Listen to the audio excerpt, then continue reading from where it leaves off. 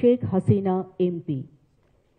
উদ্বোধন অনুষ্ঠানে উপস্থিত রয়েছেন মন্ত্রিসভার মাননীয় সদস্যবৃন্দ, মাননীয় উপদেষ্টা মণ্ডলী, সম্মানিত মন্ত্রিপরিষদ সচিব, প্রধানমন্ত্রীর মুখ্য সচিব, এসডিজি বিষয়ক মুখ্য সমন্বয়ক, সিনিয়র সচিব ও সচিববৃন্দ, অন্যান্য ঊর্ধ্বতন কর্মকর্তাবৃন্দ, বিভাগীয় কমিশনার ও জেলা প্রশাসকবৃন্দ এবং প্রিন্ট ও ইলেকট্রনিক মিডিয়ার প্রতিনিধিবৃন্দ। অনুষ্ঠান ঘোষণায় আমি আনারকলি মাহবুব, যুগ্ম সচিব, মন্ত্রিপরিষদ বিভাগ, এবং আমি মোহাম্মদ জিয়াউল হক, যুগ্ম সচিব, মন্ত্রিপরিষদ বিভাগ। সমবেত সুধী, মাঠ প্রশাসনকে উজ্জীবিত করার লক্ষ্যে মন্ত্রিপরিষদ বিভাগ প্রতি বছর জেলা প্রশাসক সম্মেলন আয়োজন করে থাকে। এ আমাদের দীর্ঘকালীন ঐতিহ্যের অংশ। মাননীয় প্রধানমন্ত্রীর সদয় সম্মতিক্রমে এবছর ৩ থেকে ৬ মার্চ জেলা প্রশাসক সম্মেলন অনুষ্ঠিত হতে যাচ্ছে। সুধী মণ্ডলী, উদ্বোধন অনুষ্ঠানের এ পর্যায়ে প্রারম্ভিক বক্তব্য প্রদান করবেন সম্মানিত মন্ত্রিপরিষদ সচিব জনাব মোহাম্মদ মাহবুব হোসেন। বক্তব্য প্রদানের জন্য মন্ত্রিপরিষদ সচিব মহোদয়কে বিনীত অনুরোধ করছি।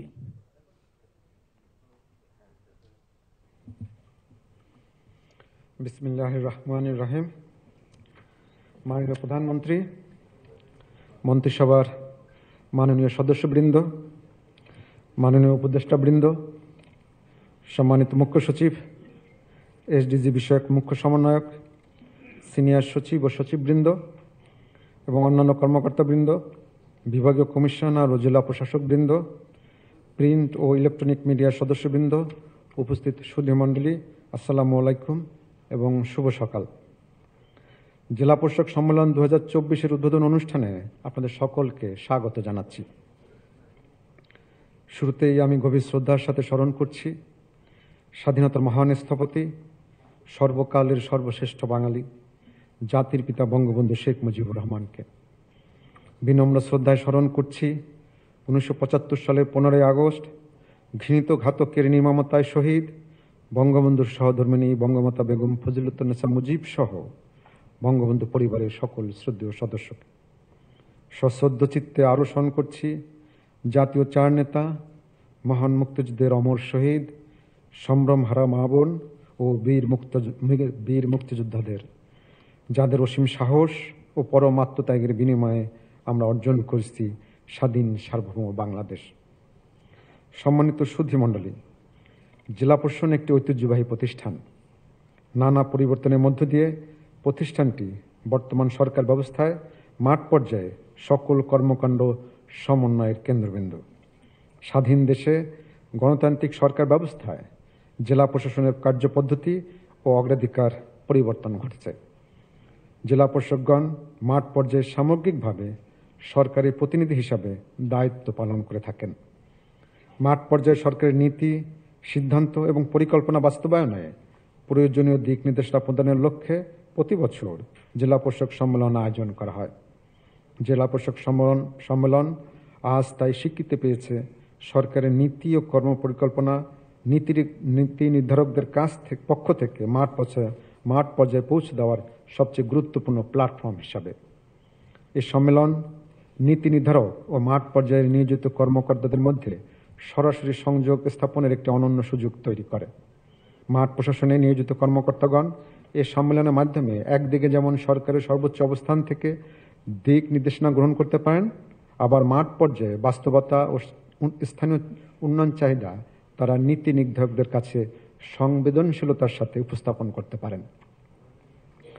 সমবেত সুধী মণ্ডলী, উন্নয়ন বিষয়ে মাননীয় প্রধানমন্ত্রীর দর্শন বোঝাতে 2016 সালের 17 অক্টোবর আন্তর্জাতিক দারিদ্র্য বিমোচন দিবস উপলক্ষে অনুষ্ঠিত অনুষ্ঠানে মাননীয় প্রধানমন্ত্রী শেখ হাসিনার একটি উক্তি এখানে উল্লেখ করতে চাই। কোট, আমাদের উন্নয়নের একটি মানবিক অবয়ব রয়েছে। দারিদ্র্য ও ঝুঁকির মধ্যে থাকা জনগোষ্ঠীর জীবনমানের উন্নয়ন আমাদের উন্নয়ন কার্যক্রমের মূল লক্ষ্য। আনকোট। এই উন্নয়ন দর্শনকে ভিত্তি করে মাননীয় প্রধানমন্ত্রীর সাহসী নেতৃত্ব ও প্রজ্ঞায় গত 1.5 দশকে আন্তর্জাতিক ক্ষেত্রে ধারাবাহিক উন্নয়নের কারণে বাংলাদেশ আজ বিশ্বে উন্নয়নের রোল মডেল হিসেবে পরিচিতি লাভ করেছে। দারিদ্র্যের হার 41.1 ভাগ থেকে হ্রাস পেয়ে এখন 18.7 ভাগে দাঁড়িয়েছে। আমাদের সাক্ষরতার হার যা ছিল মাত্র 45%, যা আজ 76.8% উন্নীত হয়েছে। মানুষের গড় আয়ু ছিল 59 বছর, তা এখন বৃদ্ধি পেয়ে প্রায় 73 বছর উন্নীত হয়েছে। মাতৃমূল্যের শিশু মৃত্যু হার হ্রাসের সাফল্যের কারণে বাংলাদেশ পেয়েছে এমডিজি পুরস্কার। কমিউনিটি ক্লিনিকের মাধ্যমে চিকিৎসা সেবা জনগণের দোরগোড়ায় পৌঁছে গেছে। এ সময়ে বাংলাদেশের মাথাপিছু আয় প্রায় 5 গুণ বৃদ্ধি পেয়েছে। সামাজিক নিরাপত্তা কর্মসূচির বরাদ্দ ধারাবাহিকভাবে বৃদ্ধি পেয়ে বর্তমানে অর্থবছরে 1,26,272 কোটি টাকায় উন্নীত হয়েছে। কৃষি জমির পরিমাণ ক্রমান্বয়ে হ্রাস পাওয়া সত্ত্বেও সরকারি কৃষি বান্ধব নীতির কারণে খাদ্য উৎপাদনে বাংলাদেশ আজ স্বয়ংসম্পূর্ণ। বিদ্যুৎ উৎপাদন ক্ষমতা 2009 সালে ছিল মাত্র 4,942 মেগাওয়াট, যা বৃদ্ধি পেয়ে এখন 29,727 মেগাওয়াট উন্নীত হয়েছে। ইতিমধ্যে শতভাগ মানুষকে বিদ্যুৎ সুবিধার আওতায় আনা হয়েছে। গত 1.5 দশকে যোগাযোগ খাতে বৈপ্লবিক উন্নয়ন সাধিত হয়েছে। জাতির অহংকার পদ্মা সেতু, metro rail, Bangabandhu Sheikh Mujibur Rahman tunnel, Dhaka elevated expressway, Shahjalal আন্তর্জাতিক বিমানবন্দরের 3য় টার্মিনাল, কক্সবাজার জেলার সঙ্গে ঢাকা থেকে সরাসরি রেল সংযোগ তন্মধ্যে উল্লেখযোগ্য। জেন্ডার সমতা এবং নারীর রাজনৈতিক ক্ষমতায়নে বাংলাদেশ দক্ষিণ এশিয়ার শীর্ষে। কেউ গৃহহীন থাকবে না। মাননীয় প্রধানমন্ত্রীর এই প্রত্যয়কে ভিত্তি করে 1997 সাল থেকে এ পর্যন্ত আশ্রয়ণ প্রকল্প সহ বিভিন্ন মন্ত্রণালয় সংস্থা হতে গৃহ নির্মাণের মাধ্যমে প্রায় 8,52,000 ভূমিহীন গৃহহীন পরিবারকে পুনর্বাসিত করা হয়েছে। মাননীয় প্রধানমন্ত্রী, আপনার উন্নয়ন দর্শন এভাবেই সাধারণ মানুষকে কেন্দ্র করে আবর্তিত হয়েছে। তাদের ভাগ্য পরিবর্তনে যুগান্তকারী ভূমিকা রেখেছে। সাধারণ মানুষের ভালোবাসা ও দোয়াই আপনার সাহস এবং শক্তি। মাননীয় প্রধানমন্ত্রী, জেলা পরিষদ সম্মেলনে সরকার প্রধান হিসেবে আপনার প্রদত্ত নির্দেশনা বাস্তবায়নে জেলা পরিষদগণ সারা বছরব্যাপী তৎপর থাকেন।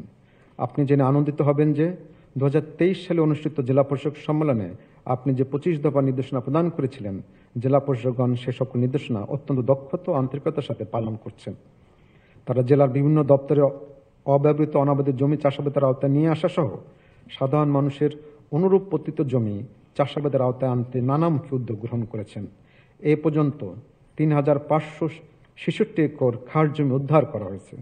মুজিব বর্ষের লক্ষ্যমাত্রা এবং আপনার নির্দেশনা প্রেক্ষিতে 2,60,878 গৃহহীন ভূমিহীন পরিবারকে ঘর নির্মাণ করে পুনর্বাসন করা হয়েছে। 11,159 একর খাস জমি বন্দোবস্ত প্রদান করা হয়েছে। বজ্রপাত প্রতিরোধে 13,37,817টি তাল গাছ রোপণ করা হয়েছে। মাদক, ইভটিজিং, বাল্যবিবাহ প্রতিরোধে এবং অন্যান্য সামাজিক ইস্যুতে 23,592টি উঠান বৈঠক আয়োজন করা হয়েছে। শিক্ষার মান উন্নয়ন, দুর্গম এলাকা সহ 20,428টি শিক্ষা প্রতিষ্ঠান পরিদর্শন, জনসভা নিশ্চিতকল্পে 48,777টি অফিস পরিদর্শন, 420টি খেলার মাঠ সৃজন, 7,105টি কমিউনিটি ক্লিনিক পরিদর্শন করা সহ অন্যান্য নির্দেশনা বাস্তবায়ন করেছে মাঠ পর্যায়ে কর্মকর্তাবৃন্দ। এছাড়া 2023 সালের সম্মেলনে গৃহীত 212টি সিদ্ধান্তের মধ্যে 130টি ইতিমধ্যে বাস্তবায়িত হয়েছে। 82টি এখনও বাস্তবায়নাধীন রয়েছে। বাস্তবায়নাধীন সিদ্ধান্তসমূহ মূলত নীতিমালা, আইন সংশোধন এবং নতুন প্রকল্প গ্রহণ সংশ্লিষ্ট। এ কারণে সংশ্লিষ্ট মন্ত্রণালয় হতে জানানো হয়েছে বাস্তবায়ন কার্যক্রম চলমান আছে। মাননীয় প্রধানমন্ত্রী, গত 7 জানুয়ারি অনুষ্ঠিত নির্বাচনে জনগণের ভোটে নির্বাচিত হয়ে মোট 5ম এবং টানা 4র্থবার জনগণের সেবা করার সুযোগ পাওয়ার পর আপনার সরকারের চলতি মেয়াদে এটি প্রথম জেলা পরিষদ সম্মেলন। সে কারণে এবছরের সম্মেলন বিশেষ গুরুত্ব বহন করে। সম্মানিত সুধী, দ্বাদশ জাতীয় সংসদ নির্বাচনকে সামনে রেখে স্মার্ট বাংলাদেশ উন্নয়ন দৃশ্যমান বাড়বে এবার কর্মসংস্থান শিরোনামে নির্বাচনী ইশতেহার ঘোষণা করেছেন মাননীয় প্রধানমন্ত্রী। এতে নতুন কর্মসংস্থান সৃষ্টি, দ্রব্যমূল্য ক্রয় ক্ষমতার মধ্যে নিয়ে আসা, গণতান্ত্রিক চর্চার প্রসার, আর্থিক খাতে দক্ষতা বৃদ্ধি, স্বাস্থ্যসেবা সুলভ করা, আধুনিক প্রযুক্তি নির্ভর স্মার্ট বাংলাদেশ গড়ে তোলা সহ মোট 11টি বিষয়ে বিশেষ গুরুত্ব আরোপ করা হয়েছে। নির্বাচনী ইশতেহার বাস্তবায়নের লক্ষ্যে জেলাভিত্তিক কর্ম পরিকল্পনা গ্রহণের জন্য মন্ত্রিপরিষদ বিভাগ কর্তৃক ইতিমধ্যে জেলা প্রশাসকগণকে নির্দেশনা প্রদান করা হয়েছে। মাননীয় প্রধানমন্ত্রী সম্মেলনে অংশগ্রহণকারী কর্মকর্তাগণকে নির্বাচনী ইশতেহার বাস্তবায়নে করণীয় সম্পর্কে আপনার আশানুগ্রহ দিক নির্দেশনা তাদের পথ দেখাবে, করবে অনুপ্রাণিত। প্রিয় বিভাগীয় কমিশনার ও জেলা প্রশাসকবৃন্দ, মাঠ প্রশাসনের কর্মকর্তা হিসেবে আপনাদের দায়িত্ব বহুমাত্রিক। আপনাদের প্রধান দায়িত্ব উন্নয়ন কর্মকাণ্ডের সমন্বয়, আন্তঃদপ্তর সংযোগ ও সমন্বয় এবং নাগরিক সেবার মান উন্নয়ন। সরকারের নীতি ও কর্মসূচি বাস্তবায়নে জেলা প্রশাসনের কর্মকর্তাগণ নিজেদের মেধা, মনন, দক্ষতা, অভিজ্ঞতা, সৃজনশীলতা, উদ্ভাবন, দায়িত্ববোধ ও দেশপ্রেমের পরিপূর্ণ প্রয়োগ ঘটাবেন। সেবার মনোভাবে কাজ করবেন, এটাই সরকার ও জনগণের প্রত্যাশা। এক্ষেত্রে আমি জাতির পিতা বঙ্গবন্ধু শেখ মুজিবুর রহমানের একটি নির্দেশনা আপনাদেরকে নিবিড়ভাবে অনুসরণ করার অনুরোধ জানাচ্ছি। জাতির পিতা বলেছেন, কোট, সমস্ত সরকারি কর্মচারীকেই আমি অনুরোধ করি, যাদের অর্থে আমাদের সংসার চলে তাদের সেবা করুন, আনকোট। জাতির পিতার এই নির্দেশনাকেই আমাদের মূল মন্ত্র হিসাবে গ্রহণ ও অনুসরণ করতে হবে। মাননীয় প্রধানমন্ত্রী, সাম্প্রতিককালে আইন শৃঙ্খলা রক্ষা, দুর্যোগ ব্যবস্থাপনা, সন্ত্রাস ও নাশকতা প্রতিরোধমূলক কর্মকাণ্ড, নারী ও শিশুর নির্যাতন রোধ এবং মাদক নির্মূল সহ অন্যান্য সামাজিক অপরাধ নিয়ন্ত্রণে জেলা প্রশাসকগণ বরাবরের মতোই অবিচল কর্তব্যনিষ্ঠার পরিচয় দিয়েছেন। গত 7 জানুয়ারি 2024 তারিখে অনুষ্ঠিত জাতীয় সংসদ নির্বাচনে জেলা প্রশাসকগণ নিষ্ঠার সাথে দায়িত্ব পালন করেছেন।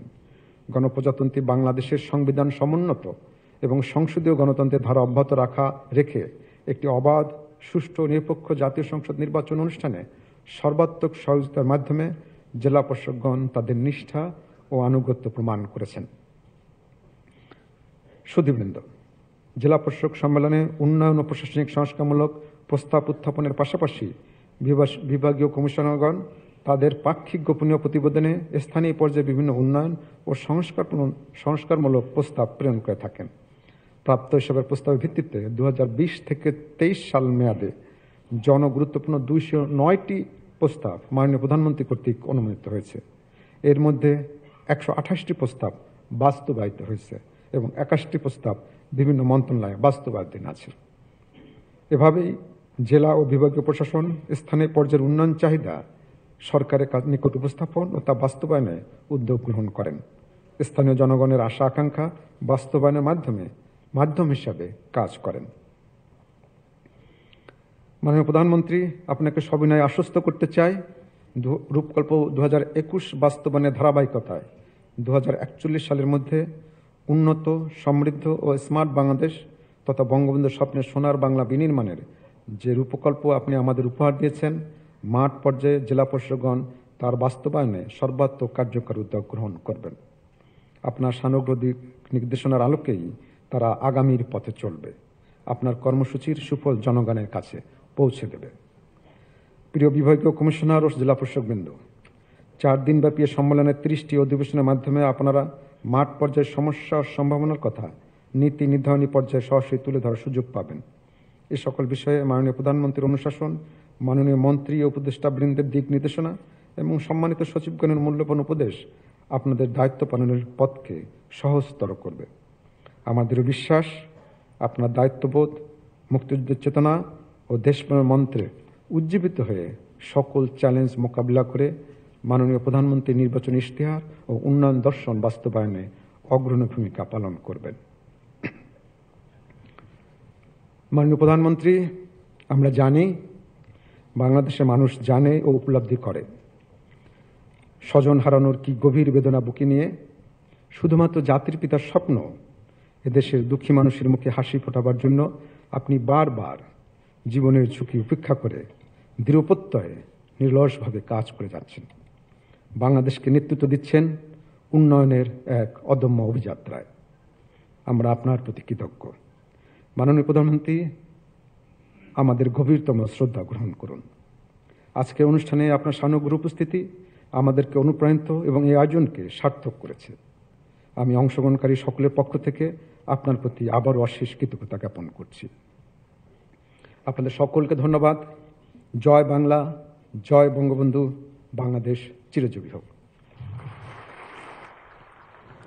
মন্ত্রিপরিষদ সচিব মহোদয়কে ধন্যবাদ। সুধী মণ্ডলী, এবার মাঠ প্রশাসনের উদ্ভাবন, সেবা ও উন্নয়নমূলক কর্মকাণ্ড সংক্রান্ত একটি ভিডিও চিত্র প্রদর্শন করা হবে। ভিডিও চিত্রটি উপভোগ করার জন্য সকলকে অনুরোধ জানাচ্ছি।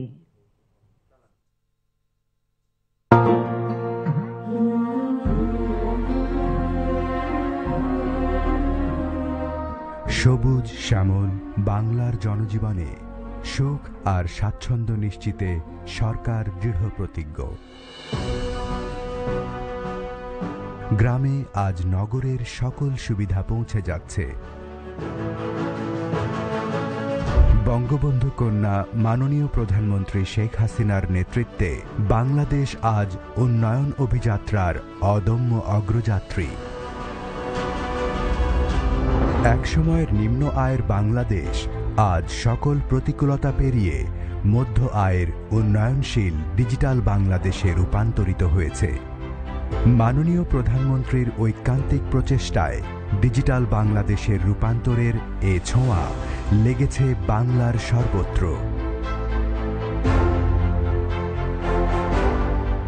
এখন আমাদের লক্ষ্য 41 সালের মধ্যে আমরা উন্নত সমৃদ্ধ বাংলাদেশ করব, আর সেই বাংলাদেশ হবে স্মার্ট বাংলাদেশ। উন্নত, সুখী ও স্বনির্ভর বাংলাদেশ গড়ে তোলার জন্য মাননীয় প্রধানমন্ত্রীর নির্দেশনায় স্মার্ট বাংলাদেশ বিনির্মাণে উদ্ভাবনী উদ্যোগের মাধ্যমে জেলা প্রশাসন নিবিড়ভাবে কাজ করছে।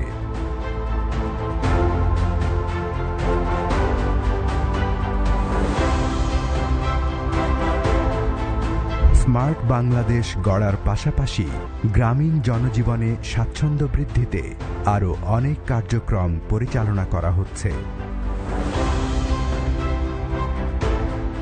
মাননীয় প্রধানমন্ত্রীর প্রতিশ্রুতি এছাড়া শিল্প সংস্কৃতির বিকাশ, ঐতিহ্যবাহী স্থাপনা সংরক্ষণ ও ক্রীড়া ক্ষেত্রে ভূমিকা রাখছে জেলা প্রশাসন।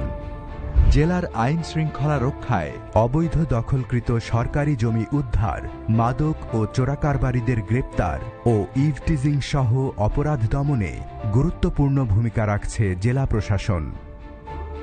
এছাড়াও অগ্নিসন্ত্রাস ও নাশকতা থেকে জনগণের জানমাল রক্ষা ও আক্রান্ত ব্যক্তিকে প্রয়োজনীয় সহায়তা দিয়ে সন্ত্রাস প্রতিরোধে অক্লান্ত পরিশ্রম করে যাচ্ছে মাঠ প্রশাসনের কর্মকর্তাগণ। সম্প্রতি শেষ হওয়া দ্বাদশ জাতীয় সংসদ নির্বাচনে রিটার্নিং অফিসারের দায়িত্বসহ জেলার নির্বাচনের সামগ্রিক কার্যক্রমে নির্বাচন কমিশনের নির্দেশনা যথাযথভাবে বাস্তবায়ন করে জাতিকে একটি অবাধ, সুষ্ঠু ও অংশগ্রহণমূলক নির্বাচন উপহার দিতে কার্যকর ভূমিকা রেখেছে জেলা প্রশাসন।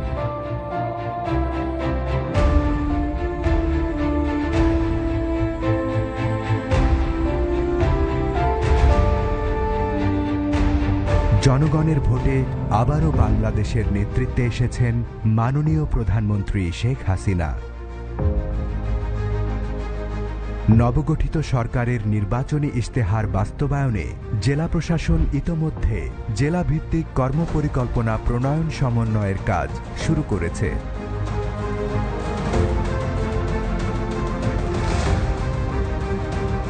মাননীয় প্রধানমন্ত্রী শেখ হাসিনার নেতৃত্বে ও নির্দেশনায় 2041 সালের মধ্যে স্মার্ট বাংলাদেশ বিনির্মাণে দ্বিধাহীনভাবে অক্লান্ত পরিশ্রমের প্রতিশ্রুতি দিচ্ছে জেলা প্রশাসন। বঙ্গবন্ধুর সোনার বাংলা গড়ে তুলব আমরা, কেউ আমাদের দাবায় রাখতে পারবে না। জয় বাংলা।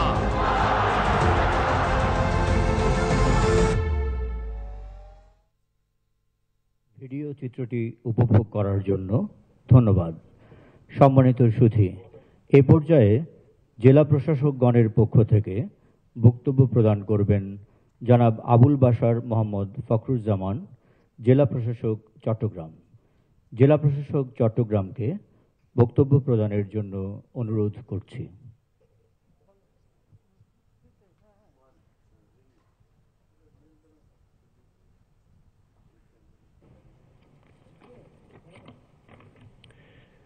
বিসমিল্লাহির রহমানির রহিম। জেলা প্রশাসক সম্মেলন 2024-এর উদ্বোধনী অনুষ্ঠানের প্রধান অতিথি গণপ্রজাতন্ত্রী বাংলাদেশ সরকারের মাননীয় প্রধানমন্ত্রী শেখ হাসিনা এমপি, মন্ত্রিপরিষদের মাননীয় সদস্যবৃন্দ, মাননীয় উপদেষ্টাগণ, শ্রদ্ধেয় মন্ত্রিপরিষদ সচিব, প্রধানমন্ত্রীর মুখ্য সচিব, সিনিয়র সচিব ও সচিববৃন্দ, বিভাগীয় কমিশনার মহোদয়গণ, জেলা প্রশাসকবৃন্দ, প্রিন্ট ও ইলেকট্রনিক মিডিয়ার সাংবাদিকবৃন্দ এবং সম্মানিত সুধী, আসসালামু আলাইকুম। জেলা প্রশাসক সম্মেলন 2024-এর উদ্বোধনী পর্বের এই শুভ লগ্নে গভীর শ্রদ্ধার সাথে স্মরণ করছি স্বাধীন বাংলাদেশের মহান স্থপতি, সর্বকালের সর্বশ্রেষ্ঠ বাঙালি, জাতির পিতা বঙ্গবন্ধু শেখ মুজিবুর রহমানকে। স্মরণ করছি সকল বীর মুক্তিযোদ্ধা ও বীর শহীদদের। পরম শ্রদ্ধায় স্মরণ করছি বঙ্গমাতা শেখ ফজিলাতুন্নেসা মুজিব সহ 15ই আগস্ট কলঙ্কজনক কালো রাতে শাহাদাত বরণকারী জাতির পিতার পরিবারের অন্যান্য শহীদদের। মাননীয় প্রধানমন্ত্রী, বাংলাদেশ আজ দুর্বার স্বপ্নকে বাস্তবায়ন এবং সম্ভাবনাকে সফলতায় পরিণত করার জন্য বিশ্বের কাছে রোল মডেল। আপনার নেতৃত্বে এই সফলতা আমরা অর্জন করেছি। করোনা মহামারী পরবর্তী সমাজ পুনর্গঠনে এবং প্রান্তিক জনগোষ্ঠীর জীবনমান উন্নয়নে আপনার নেতৃত্ব ও পরিকল্পনায় জেলা প্রশাসকগণ নিরলসভাবে কাজ করে যাচ্ছে। আপনার বলিষ্ঠ নেতৃত্বে ও সুদূর প্রসারী দিক নির্দেশনায় 2041 সালে স্মার্ট বাংলাদেশ বিনির্মাণে আমরা প্রতিশ্রুতিবদ্ধ। মাননীয় প্রধানমন্ত্রী, জেলা প্রশাসন প্রায় 250 বছরের পুরনো ঐতিহ্যবাহী একটি প্রতিষ্ঠান, যা সাধারণ মানুষের আস্থা এবং ভরসার স্থল। নির্বাচনী ইশতেহারের 11টি বিশেষ অগ্রাধিকার বাস্তবায়নে, কৃষির আধুনিকীকরণ ও যান্ত্রিকীকরণের মাধ্যমে ফসলের উৎপাদন বৃদ্ধি এবং দ্রব্যমূল্য সহনীয় ও যৌক্তিক পর্যায়ে রাখা, বিজ্ঞান মনস্ক, জ্ঞানভিত্তিক, দুর্নীতিমুক্ত দেশ গঠনে তরুণ ও যুব সমাজকে দক্ষ জনশক্তিতে রূপান্তরের লক্ষ্যে প্রতিটি গ্রামে আধুনিক সুযোগ সুবিধা সম্প্রসারণে জেলা প্রশাসকগণ বদ্ধপরিকর। পাশাপাশি চতুর্থ শিল্প বিপ্লবের চ্যালেঞ্জ মোকাবেলায় দক্ষ জনশক্তি তৈরিতে, কারিগরি শিক্ষার প্রসার এবং প্রশিক্ষণ প্রতিষ্ঠানগুলোতে যে পরিবর্তন প্রয়োজন, সেখানেও জেলা প্রশাসন অগ্রণী ভূমিকা পালন করছে। মাননীয় প্রধানমন্ত্রী, আপনার প্রজ্ঞা ও বিচক্ষণতায় সারা দেশে ব্যাপক উন্নয়ন ঘটেছে। ঢাকায় মেট্রো রেল, দক্ষিণবঙ্গের পদ্মা সেতু, পাবনার রূপপুরে পারমাণবিক বিদ্যুৎ কেন্দ্র নির্মাণ, বিভাগীয় শহরগুলোর সাথে ঢাকার বিশেষ এক্সপ্রেসওয়ে নির্মাণ এখন দৃশ্যমান এবং আপনার কিংবদন্তি নেতৃত্বের পরিচায়ক। আপনি সারা দেশের উন্নয়ন করেছেন, তারপরও বলবো চট্টগ্রামের প্রতি আপনার বিশেষ দৃষ্টি রয়েছে। আপনি প্রায় সময় বলে থাকেন চট্টগ্রামের উন্নয়নের দায়িত্ব আপনি নিজ হাতে নিয়েছেন। তাই তো আমরা দেখি অবিশ্বাস্য ও মেগাসব প্রকল্প আপনি নিয়েছেন চট্টগ্রামকে কেন্দ্র করে। দক্ষিণ এশিয়ায় আপনার দৃঢ় সিদ্ধান্তে কর্ণফুলীর মতো খরস্রোতা নদীর তলদেশে নির্মিত হয়েছে বঙ্গবন্ধু শেখ মুজিবুর রহমান টানেল। বীর চট্টলার মানুষ তাই তো গর্ব করে বলে, কি উনিলাম আজব কথা, দৈর্যার তলে চলের গাড়ি। 30,000 একর জমির উপর গড়ে উঠছে বঙ্গবন্ধু শিল্পনগর, যেখানে কর্মসংস্থান হবে 14 লক্ষ মানুষের। বে টার্মিনাল নির্মাণ হলে 24 ঘন্টায় বন্দরের কার্যক্রম চালানো যাবে। নগরীর পতেঙ্গা হতে টাইগার পাস পর্যন্ত নির্মিত হয়েছে 16 কিলোমিটার দৈর্ঘ্যের mayor ABM Mohiuddin Chowdhury elevated expressway. এ সকল অবিশ্বাস্য উন্নয়ন দেখে বীর চট্টলার জনগণ আপনার কাছে আরও কিছু প্রাপ্তির জন্য আবেদন করছে। মাননীয় প্রধানমন্ত্রী, সীতাকুণ্ড ও মিরসরাই অঞ্চলে পানির স্তর অনেক নিচে নেমে যাওয়ায় অনেক জমি অনাবাদি থাকছে। সীতাকুণ্ড ও মিরসরাইতে মহামায়া লেকের অনুরূপ লেক নির্মাণের মাধ্যমে প্রাকৃতিক ছড়ার পানি ধরে রাখা গেলে কেবলমাত্র কৃষি নয়, বরং শিল্প খাত উপকৃত হবে। পরিশেষে মাননীয় প্রধানমন্ত্রী, দেশ ও জাতি গঠনে, সুখী সমৃদ্ধ সোনার বাংলা বিনির্মাণে আপনার প্রতিটি নির্দেশনার সফল ও সার্থক বাস্তবায়নে জেলা প্রশাসকদের পক্ষ হতে প্রতিশ্রুতি প্রদান করে আমার বক্তব্য শেষ করছি। আপনার সুস্থতা ও দীর্ঘায়ু কামনা করছি। ধন্যবাদ মাননীয় প্রধানমন্ত্রী, ধন্যবাদ উপস্থিত সকলকে। জয় বাংলা, বাংলাদেশ চিরজীবী হোক। জেলা প্রশাসক চট্টগ্রামকে ধন্যবাদ। এখন বক্তব্য প্রদান করবেন কাজী নাহিদ রসুল, জেলা প্রশাসক গাইবান্ধা। জেলা প্রশাসক গাইবান্ধাকে বক্তব্য প্রদানের জন্য অনুরোধ জানাচ্ছি।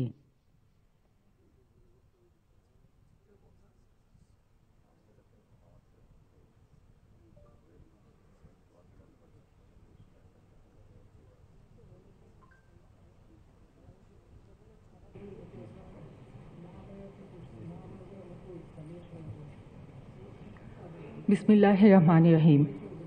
জেলা প্রশাসক সম্মেলন 2024-এর উদ্বোধনী অনুষ্ঠানে প্রধান অতিথি গণপ্রজাতন্ত্রী বাংলাদেশ সরকারের মাননীয় প্রধানমন্ত্রী শেখ হাসিনা এমপি, মন্ত্রিপরিষদের সম্মানিত সদস্যবৃন্দ, মাননীয় উপদেষ্টা মণ্ডলী, সম্মানিত মন্ত্রিপরিষদ সচিব, প্রধানমন্ত্রীর মুখ্য সচিব, সিনিয়র সচিব ও সচিববৃন্দ, বিভাগীয় কমিশনার ও জেলা প্রশাসকবৃন্দ, প্রিন্ট ও ইলেকট্রনিক মিডিয়া সাংবাদিকবৃন্দ, সম্মানিত সুধীমণ্ডলী, আসসালামু আলাইকুম। শুরুতেই আমি গভীর শ্রদ্ধার সাথে স্মরণ করছি সর্বকালের সর্বশ্রেষ্ঠ বাঙালি, স্বাধীন বাংলাদেশের মহান স্থপতি জাতির পিতা বঙ্গবন্ধু শেখ মুজিবুর রহমানকে। বিনম্র শ্রদ্ধায় স্মরণ করছি মহিষী নারী বঙ্গমাতা বেগম ফজিলাতুন্নেসা মুজিব সহ 75-এর 15ই আগস্টে শাহাদাত বরণকারী বঙ্গবন্ধু পরিবারের সকল সদস্যগণকে। স্মরণ করছি জাতীয় চার নেতা, মহান মুক্তিযুদ্ধে আত্মোৎসর্গকারী 30 লাখ শহীদ ও 2 লাখ মা বোনদের, যাদের আত্মত্যাগের বিনিময়ে আজ আমরা পেয়েছি স্বাধীন সার্বভৌম বাংলাদেশ। মাননীয় প্রধানমন্ত্রী, টানা চতুর্থবারের মতো সরকার গঠন করায় আপনাকে অভিনন্দন। কোভিড অতিমারি, রাশিয়া ইউক্রেন এবং প্যালেস্টাইন ইসরায়েল যুদ্ধের প্রেক্ষাপটে বিশ্বের অর্থনীতি যখন সংকটে আবর্তিত, সে সময় আপনার দূরদর্শী নেতৃত্ব ও সময় উপযোগী পদক্ষেপের কারণে এ দেশের উন্নয়ন ও অগ্রগতির ধারা অব্যাহত রয়েছে। নারীর নেতৃত্ব তৈরি এবং নারীকে কর্মমুখী ও স্বাবলম্বী করার নানান উদ্যোগের মাধ্যমে নারীর ক্ষমতায়নে আপনার সফলতা আজ বিশ্বব্যাপী অনুসরণীয়। আপনার উদ্যোগের ফসল হিসেবে এই ফোরামে আমি জেলা প্রশাসক হিসেবে কথা বলছি, যা আমার জন্য অত্যন্ত সম্মান ও গৌরবের। মাননীয় প্রধানমন্ত্রী, অন্তর্ভুক্তিমূলক উন্নয়নে শেখ হাসিনা মডেল আজ বিশ্বজুড়ে প্রশংসিত। মুজিব বর্ষ উপলক্ষে গাইবান্ধা জেলায় 8,045 জন ছিন্নমূল মানুষ ঘর পেয়ে সম্মানজনক জীবনযাপন করছে। গত 15 বছরে এই জেলায় প্রতিটি উপজেলায় নতুন উপজেলা কমপ্লেক্স, ফায়ার স্টেশন, স্বাস্থ্য কমপ্লেক্স, মুক্তিযোদ্ধা কমপ্লেক্স, খাদ্য গুদাম, রাস্তাঘাট, মডেল মসজিদ, 320টি কমিউনিটি ক্লিনিক এবং 430টি বিদ্যালয় ভবন নির্মাণ সহ অসংখ্য উন্নয়ন কার্যক্রম বাস্তবায়িত হয়েছে। নারী উন্নয়ন ও ক্ষমতায়নে বাস্তবায়নাধীন অবহেলিত দুস্থ নারীদের জন্য স্বপ্ন ও হার পাওয়ার প্রকল্প গাইবান্ধার পিছিয়ে পড়া নারীদেরকে নতুন স্বপ্ন দেখাচ্ছে। আপনার সরকারের উন্নয়নের ছোঁয়ায় একসময় মঙ্গা পীড়িত উত্তরাঞ্চল আজ সমৃদ্ধির মহাসড়কে। এই জন্য গাইবান্ধাবাসীর পক্ষ থেকে আপনার প্রতি গভীর কৃতজ্ঞতা জ্ঞাপন করছি। মাননীয় প্রধানমন্ত্রী, আপনি বঙ্গবন্ধু কন্যা, এদেশের মানুষের স্বপ্নের একমাত্র বাতিঘর। তাই আপনার প্রতি গাইবান্ধাবাসীরও প্রত্যাশার শেষ নেই। কৃষির অপার সম্ভাবনা, 165টি চর আর বৈচিত্র্যময় ভূপ্রকৃতির গাইবান্ধা জেলায় একটি কৃষি বিশ্ববিদ্যালয় স্থাপন করা হলে ভূপ্রাকৃতিক গবেষণার পাশাপাশি শিক্ষার্থীদের উচ্চশিক্ষার পথ উন্মুক্ত হবে। একই সাথে এখানে ইপিজেড স্থাপন করা হলে উত্তরাঞ্চলের বেকারদের কর্মসংস্থানের সুযোগ এবং অর্থনীতিতে নতুন মাত্রা যুক্ত হবে। স্বাস্থ্যসেবায় বৈপ্লবিক পরিবর্তনের মহানায়ক আপনি। 26 লক্ষ লোকের আবাসভূমি গাইবান্ধার একটি মেডিকেল কলেজ ও হাসপাতাল স্থাপন করার জন্য জেলাবাসীর পক্ষ থেকে বিনীত অনুরোধ করছি। মাননীয় প্রধানমন্ত্রী, আপনার নেতৃত্বে জাতির পিতার স্বপ্নের সোনার বাংলাদেশ গড়ার অভিযাত্রায় আমরা আজ সৃজনের মননে ঐক্যবদ্ধ। জেলা প্রশাসক সম্মেলনে আপনার প্রদত্ত সকল নির্দেশনা বাস্তবায়নে জেলা প্রশাসন সর্বদা আন্তরিক ও তৎপর। মাননীয় প্রধানমন্ত্রী, যমুনা ব্রহ্মপুত্রের কুল ঘেঁষা মরিচ ভুট্টা রসমঞ্জরি সূতিকাগার গাইবান্ধাবাসীর পক্ষ থেকে এই জেলা সফরের জন্য আপনাকে বিনীত আমন্ত্রণ জানাচ্ছি। মহান সৃষ্টিকর্তা আপনাকে সুস্বাস্থ্য ও দীর্ঘায়ু দান করুন। উপস্থিত সকলকে ধন্যবাদ। জয় বাংলা, বাংলাদেশ চিরজীবী হোক। জেলা প্রশাসক গাইবান্ধাকে ধন্যবাদ। সম্মানিত সুধী, এবারে বিভাগীয় কমিশনারগণের পক্ষ থেকে বক্তব্য প্রদান করবেন জনাব মোহাম্মদ সাবিরুল ইসলাম, বিভাগীয় কমিশনার ঢাকা।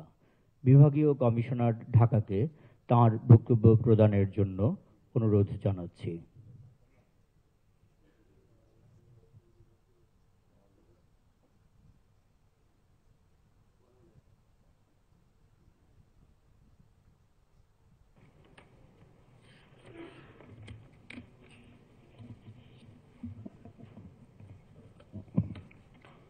বিসমিল্লাহির রহমানির রহিম।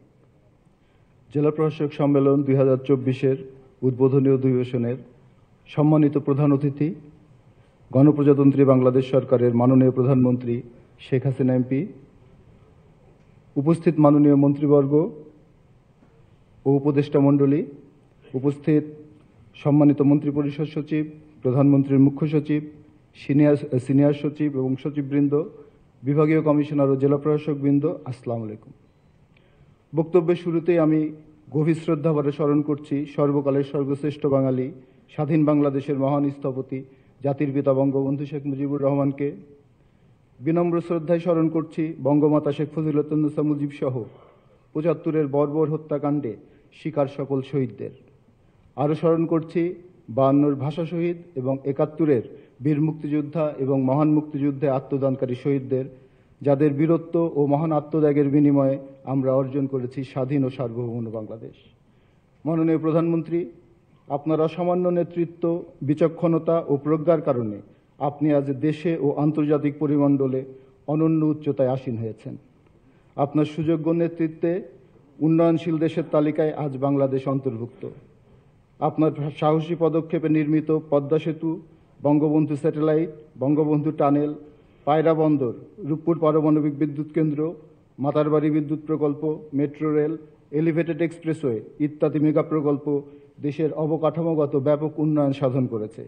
আপনার দক্ষ নেতৃত্বে কোভিড আর বৈশ্বিক মন্দার মধ্যেও স্বাস্থ্য, শিক্ষা, কৃষিসহ অর্থনীতির প্রতিটি সূচকে উত্তরোত্তর অগ্রগতি সাধিত হয়েছে। ভূমিহীন, গৃহহীন ও অসহায় জনগোষ্ঠীর দারিদ্র্য বিমোচনে আপনার প্রণীত ধারণা মানবিকতার নতুন ইতিহাস সৃষ্টি করেছে, যা অন্তর্ভুক্তিমূলক উন্নয়নে শেখ হাসিনা মডেল হিসাবে সারা বিশ্বে পরিচিতি পেয়েছে। মাননীয় প্রধানমন্ত্রী, ডিজিটাল বাংলাদেশের লক্ষ্য অর্জনের পর এখন মেধা এবং প্রযুক্তি নির্ভর স্মার্ট বাংলাদেশ বিনির্মাণের লক্ষ্যে স্মার্ট অর্থনীতি, স্মার্ট সরকার, স্মার্ট সমাজ, স্মার্ট নাগরিক এই 4টি শক্তিশালী স্তম্ভ কাজ করার ক্ষেত্রে মাঠ প্রশাসন আজ প্রস্তুত রয়েছে। মাঠ পর্যায়ে সরকারের সকল উন্নয়ন কার্যক্রমের সমন্বয় সাধন, এসডিজি বাস্তবায়ন, সরকারি সেবাকে জনগণের দোরগোড়ায় পৌঁছে দিতে অগ্রণী ভূমিকা পালন এবং অনলাইন ভূমি ব্যবস্থাপনার মাধ্যমে দ্রুততার সাথে ভূমি বিষয়ক সেবা প্রদানে মাঠ প্রশাসন আজ সদা সচেষ্ট। যে কোনো দুর্যোগ মোকাবেলায় মাঠ প্রশাসন সবার আগে জনসভায় এগিয়ে যাচ্ছে। আপনার নির্দেশনায় উন্নত বাংলাদেশ গড়ার প্রত্যয়ে প্রতিজ্ঞাবদ্ধ মাঠ প্রশাসনের সর্বস্তরের জনবল। মাননীয় প্রধানমন্ত্রী, দেশের প্রশাসনিক কেন্দ্রবিন্দু হিসাবে ঢাকা মহানগরে এবং ঢাকা বিভাগে গত 1.5 দশকে আপনার নির্দেশনার আলোকে অসংখ্য জনবান্ধব এবং কল্যাণমুখী উন্নয়ন কর্মকাণ্ড বাস্তবায়নে মাঠ প্রশাসনের সর্বোচ্চ দপ্তর হিসাবে বিভাগীয় কমিশনারগণ নিরলস পরিশ্রম করে যাচ্ছেন।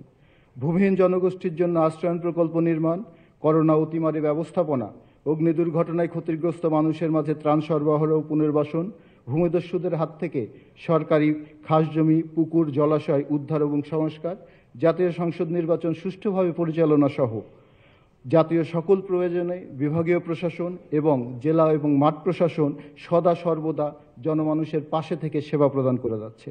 ভবিষ্যতেও দেশের যে কোনো পরিস্থিতি মোকাবেলায় আপনার নেতৃত্বে ঢাকাসহ সকল বিভাগীয় প্রশাসন দেশ ও জাতির মর্যাদা সমুন্নত রাখতে বদ্ধপরিকর এবং দায়িত্ব পালনে অঙ্গীকারাবদ্ধ। মাননীয় প্রধানমন্ত্রী, বিভাগীয় কমিশনার ঢাকা হিসাবে জেলা প্রশাসক সম্মেলনে উপস্থিত হয়ে আপনার নির্দেশনা গ্রহণের সুযোগ পেয়ে আমরা অত্যন্ত সৌভাগ্যবান বোধ করছি। জেলা প্রশাসক সম্মেলনে 2024-এ আপনার মূল্যবান দিক নির্দেশনা জেলা এবং মাঠ প্রশাসনের কর্মকর্তাদের আরও নিষ্ঠার সাথে দায়িত্ব পালনে উদ্বুদ্ধ করবে। জাতির পিতার স্বপ্নের ক্ষুধা এবং দারিদ্র্যমুক্ত সোনার বাংলা এবং আপনার ঘোষিত স্মার্ট বাংলাদেশ বিনির্মাণে জেলা ও মাঠ প্রশাসন সদা তৎপর থাকবে, এই অঙ্গীকার ব্যক্ত করছি।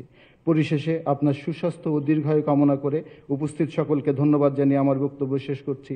জয় বাংলা, বাংলাদেশ চিরজীবী হোক। বিভাগীয় কমিশনার ঢাকাকে ধন্যবাদ।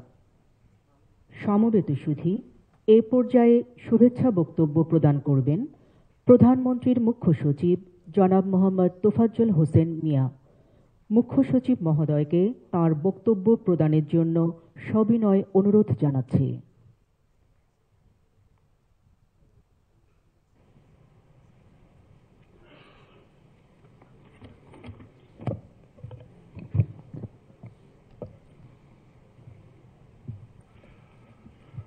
বিসমিল্লাহির রহমানির রহিম। গণপ্রজাতন্ত্রী বাংলাদেশ সরকারের মাননীয় প্রধানমন্ত্রী, মন্ত্রিসভার মাননীয় সদস্যবৃন্দ এবং মাননীয় উপদেষ্টাবৃন্দ, অ্যাম্বাসেডর এট লার্জ, সম্মানিত মন্ত্রী পরিষদ সচিব, সহকর্মী সিনিয়র সচিব এবং সচিববৃন্দ, বিভাগীয় কমিশনার এবং জেলা প্রশাসক বৃন্দ, আসসালামু আলাইকুম এবং শুভ সকাল।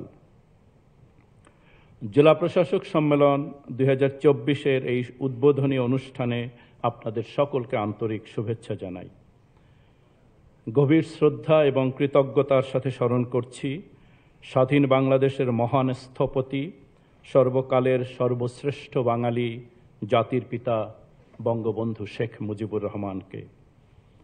সশ্রদ্ধ চিত্তে স্মরণ করছি 1975 সালের 15ই আগস্টের নির্মম হত্যাকাণ্ডের শিকার বঙ্গমাতা বেগম ফজিলাতুন্নেসা মুজিব সহ সকল শহীদকে। গভীর শ্রদ্ধায় স্মরণ করছি সিভিল সার্ভিসের অগ্রজ সকল সহকর্মী যারা বাংলাদেশের মুক্তিযুদ্ধে জীবন দিয়েছেন এবং অন্যান্য সকল বীর মুক্তিযোদ্ধাদেরকে। প্রিয় বিভাগীয় কমিশনার এবং জেলা প্রশাসক বৃন্দ, আমি শুরুতেই দ্বাদশ জাতীয় সংসদ নির্বাচনে রিটার্নিং কর্মকর্তা হিসাবে পেশাদারিত্ব, সাহস এবং প্রজ্ঞার সাথে নির্বাচন পরিচালনার জন্য আপনাদেরকে অভিনন্দন জানাই। জনগণকে সাথে নিয়ে শত প্রতিকূলতা, ষড়যন্ত্র এবং অপপ্রচারকে আপনারা রুখে দিয়েছেন। আপনাদের দেশপ্রেম, দৃঢ় মনোবল এবং ঐকান্তিক পরিশ্রমের ফলেই সর্বমহলে প্রশংসিত একটি জাতীয় নির্বাচন অনুষ্ঠান সম্ভব হয়েছে। মাঠ পর্যায়ে সামগ্রিকভাবে সরকারের প্রতিনিধি এবং উন্নয়ন কর্মকাণ্ডের প্রধান সমন্বয়ক হচ্ছেন আপনারা। জনপ্রশাসনের প্রকৃত রূপ প্রতিভাত হয় জেলা প্রশাসনের মাধ্যমে। প্রচলিত রেওয়াজ অনুযায়ী জেলা প্রশাসক সম্মেলনে বিগত বছরের কার্যক্রম মূল্যায়ন এবং ভবিষ্যতের কর্মসূচি নির্ধারণ করা হয়ে থাকে।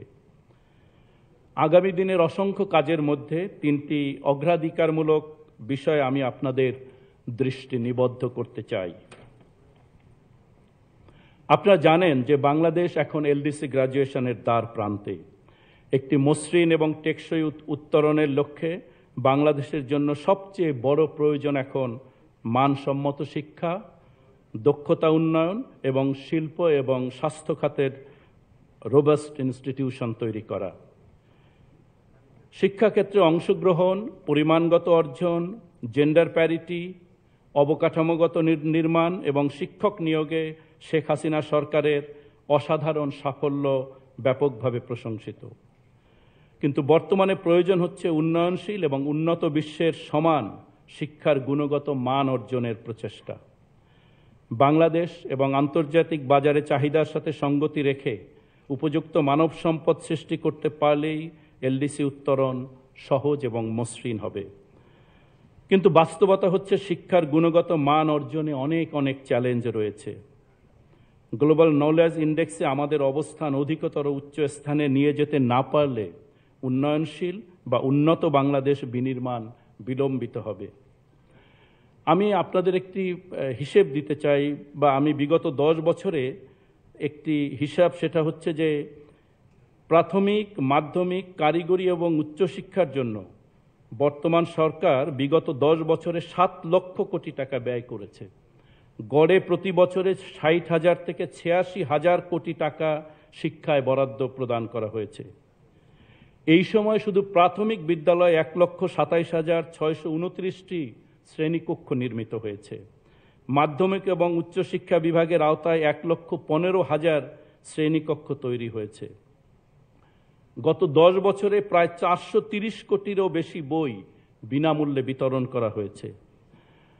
আমি এজন্যই এই পরিসংখ্যানটি দিচ্ছি যে এলডিসি গ্র্যাজুয়েশনের পর আন্তর্জাতিক মানের শিক্ষা এবং দক্ষতা দিয়েই আমাদেরকে এলডিসি চ্যালেঞ্জ মোকাবেলা করতে হবে। ফলে প্রতিটি বিনিয়োগকেই অর্থবহ করতে হবে। এজন্য গ্রাম এবং শহরের সকল প্রকার শিক্ষা কার্যক্রমে জেলা প্রশাসক এবং বিভাগীয় কমিশনারগণকে আরও বেশি সহযোগিতা এবং আরও বেশি নিবিড় তত্ত্বাবধান জরুরি বলে আমি মনে করি। মনে রাখবেন, শ্রেণীকক্ষ থেকেই নির্মিত হবে আগামীর বাংলাদেশ। দ্বিতীয় যে বিষয়টি আমি আপনাদের সামনে গুরুত্বের সাথে উল্লেখ করতে চাই সেটি হচ্ছে কারিগরি শিক্ষা। 2031 সালে বাংলাদেশের ম্যানুফ্যাকচারিং এবং সেবা খাতে দক্ষ এবং আধা দক্ষ মিলে প্রায় 7 কোটি শ্রমিক আমাদের প্রয়োজন হবে। সেজন্য কারিগরি শিক্ষার প্রতিষ্ঠানগুলো যেন সার্টিফিকেট সর্বস্ব না হয়ে কর্ম উপযোগী অধিকতর দক্ষ প্রশিক্ষণ দিতে পারে, সেজন্য আপনাদের সকলের সম্পৃক্ততা অতীব জরুরি। কারিগরি সকল উদ্যোগকে মর্যাদার সাথে গ্রহণের জন্য জনগণকে উদ্বুদ্ধ করা একান্ত অপরিহার্য। আপনারা জানেন যে দীর্ঘ এবং ধারাবাহিক অবহেলার কারণে 2006 সনের কারিগরি শিক্ষায় বাংলাদেশের শিক্ষার্থীদের মোট শিক্ষার্থীদের মধ্যে অংশগ্রহণ ছিল 1% শতকরা। বর্তমানে তা 18 ভাগে উন্নীত হয়েছে। এবং আরেকটি বিষয়ে পরিসংখ্যান দিতে চাই যে শেখ হাসিনা সরকারের সময়ই সরকারিভাবে 495টি উপজেলায় টেকনিক্যাল স্কুল এবং কলেজ নির্মিত হচ্ছে। প্রায় 73টি পলিটেকনিক ইনস্টিটিউট এবং 8টি ইঞ্জিনিয়ারিং কলেজ, মহিলা পলিটেকনিক ইনস্টিটিউটে নিয়মিত প্রশিক্ষণ দেওয়া হচ্ছে। কিন্তু এই সকল প্রতিষ্ঠানের কার্যক্রম সম্পর্কেও জনগণ সম্যক অবহিত নয়। আমি বিভাগীয় কমিশনার এবং জেলা প্রশাসকগণকে অনুরোধ করতে চাই যে এই সকল প্রতিষ্ঠান সম্পর্কে জনগণকে অবহিতকরণ এবং কারিগরি শিক্ষার মর্যাদার রয়েছে সেটি মানুষকে বোঝানোর জন্য এই সকল প্রতিষ্ঠান নিয়মিত পরিদর্শন এবং শিক্ষার মান অর্জনে সহযোগিতা প্রদানের জন্য আমি আপনাদেরকে অনুরোধ করতে চাই। প্রিয় সহকর্মী, আরেকটি কাজ মাঠ পর্যায়ে আমি আপনাদের বিশেষ অংশগ্রহণ এবং নেতৃত্ব কামনা করছি। সেটি হচ্ছে মাননীয় প্রধানমন্ত্রী সূচিত সর্বজনীন পেনশন স্কিম বাস্তবায়ন। বাংলাদেশের জনগণের জীবনমান উন্নয়নে নিশ্চিতভাবে এটি একটি গেম চেঞ্জার হবে। আপনারা আশ্রয়ণ প্রকল্প বাস্তবায়ন করে যে পারদর্শিতা এবং সাফল্য দেখিয়েছেন, সর্বজনীন পেনশন স্কিম বাস্তবায়নেও অনুরূপ সমন্বয়, পরিশ্রম আর ত্যাগ আশা করছি। আপনাদের মাধ্যমে এই কর্মসূচির লক্ষ্য অর্জনের জন্য মাননীয় প্রধানমন্ত্রী ইতোমধ্যে আমাদেরকে অনেকগুলো পরামর্শ এবং নির্দেশনা দিয়েছেন। তার ভিত্তিতেই প্রধানমন্ত্রীর কার্যালয় থেকে আমরা একটি গাইডলাইন এবং বাস্তবায়ন কৌশল প্রণয়ন করেছি। আমি নিশ্চিত মাননীয় প্রধানমন্ত্রীর অনুপ্রেরণায় আপনারা যেভাবে 41 লক্ষেরও অধিক মানুষকে গৃহে পুনর্বাসিত করেছেন, ঠিক তেমনি সকলের সহযোগিতায় পর্যায়ক্রমে বাংলাদেশের 8 থেকে 10 কোটি মানুষকে সর্বজনীন পেনশন স্কিমের আওতায় নিয়ে আসতে পারবেন। আপনাদের প্রতি এ বিশ্বাস আমার রয়েছে। মাননীয় প্রধানমন্ত্রী, জাতির পিতার হাত দিয়ে যে রাষ্ট্রের অভিযাত্রা শুরু হয়েছে, সে দেশকে আজ আপনি বিকশিত করেছেন। পল্লবিত হয়েছে উন্নয়নের সকল পরিকাঠামো।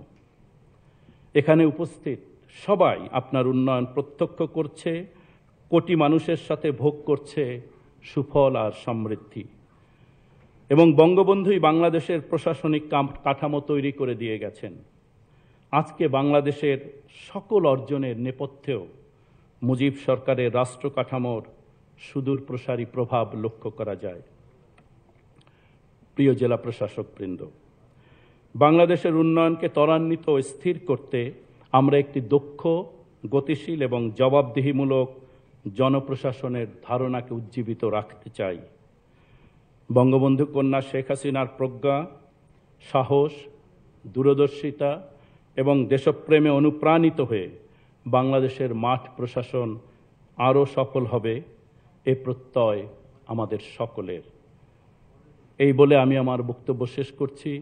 জয় বাংলা, জয় বঙ্গবন্ধু, বাংলাদেশ চিরজীবী হোক। মুখ্য সচিব মহোদয়কে ধন্যবাদ। সম্মানিত সুধীমণ্ডলী, এখন শুভেচ্ছা বক্তব্য প্রদান করবেন জনপ্রশাসন মন্ত্রণালয়ের মাননীয় মন্ত্রী জনাব ফরহাদ হোসেন এমপি। মাননীয় মন্ত্রীকে তার বক্তব্য প্রদানের জন্য বিনীত অনুরোধ করছি।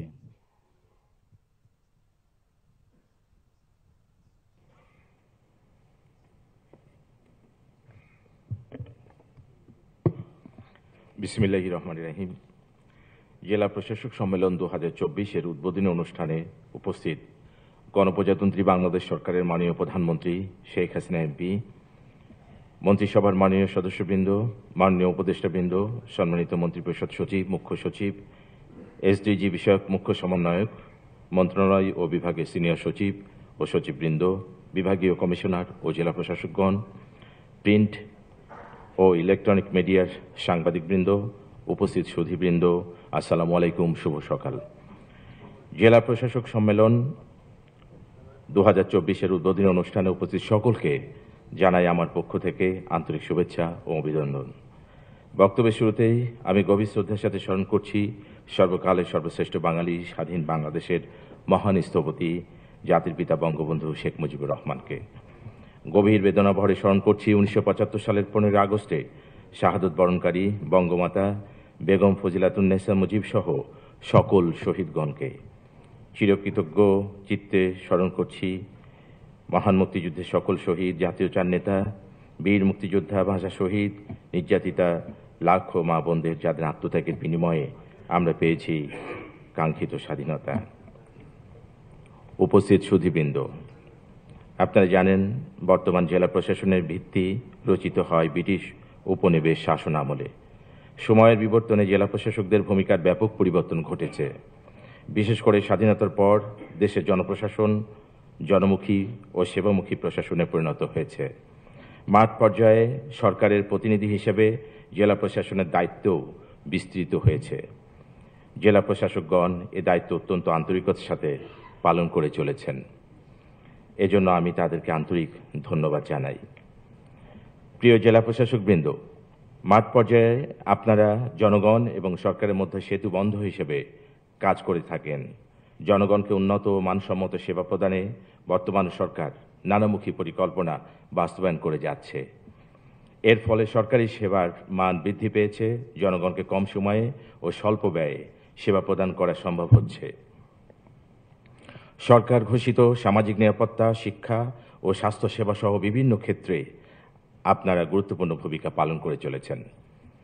ডিজিটাল ভূমি ব্যবস্থাপনা, প্রতিটি গ্রামে আধুনিক নগর সুবিধার সম্প্রসারণ, খাদ্য নিরাপত্তা নিশ্চিত করা, সন্ত্রাস ও দুর্নীতি দমন সহ সরকারের প্রতিটি কর্মসূচি বাস্তবায়নে আপনাদের সক্রিয় ভূমিকা রয়েছে। আমি আশা করি ভবিষ্যতেও আপনারা সরকার গৃহীত সকল পরিকল্পনা বাস্তবায়ন করে জনগণকে কাঙ্ক্ষিত সেবা অব্যাহত রাখবেন।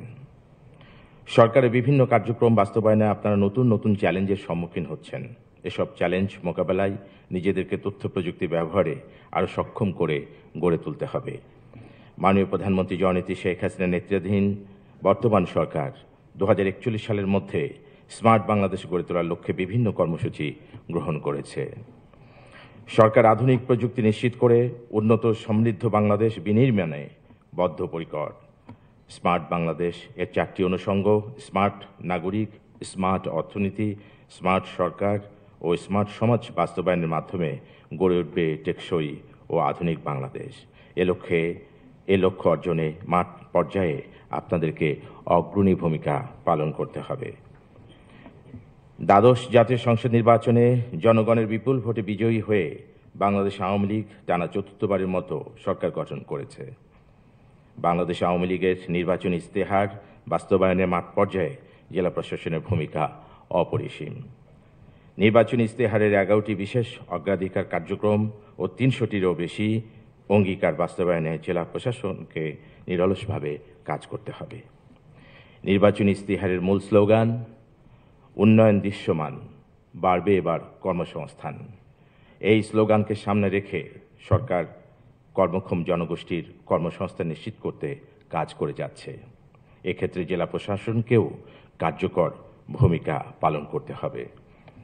প্রিয় বিভাগীয় কমিশনার ও জেলা প্রশাসকবৃন্দ, জনগণকে সেবা প্রদানের পারদর্শিতা ও আন্তরিকতাই একজন সরকারি কর্মচারীর যোগ্যতার মাপকাঠি।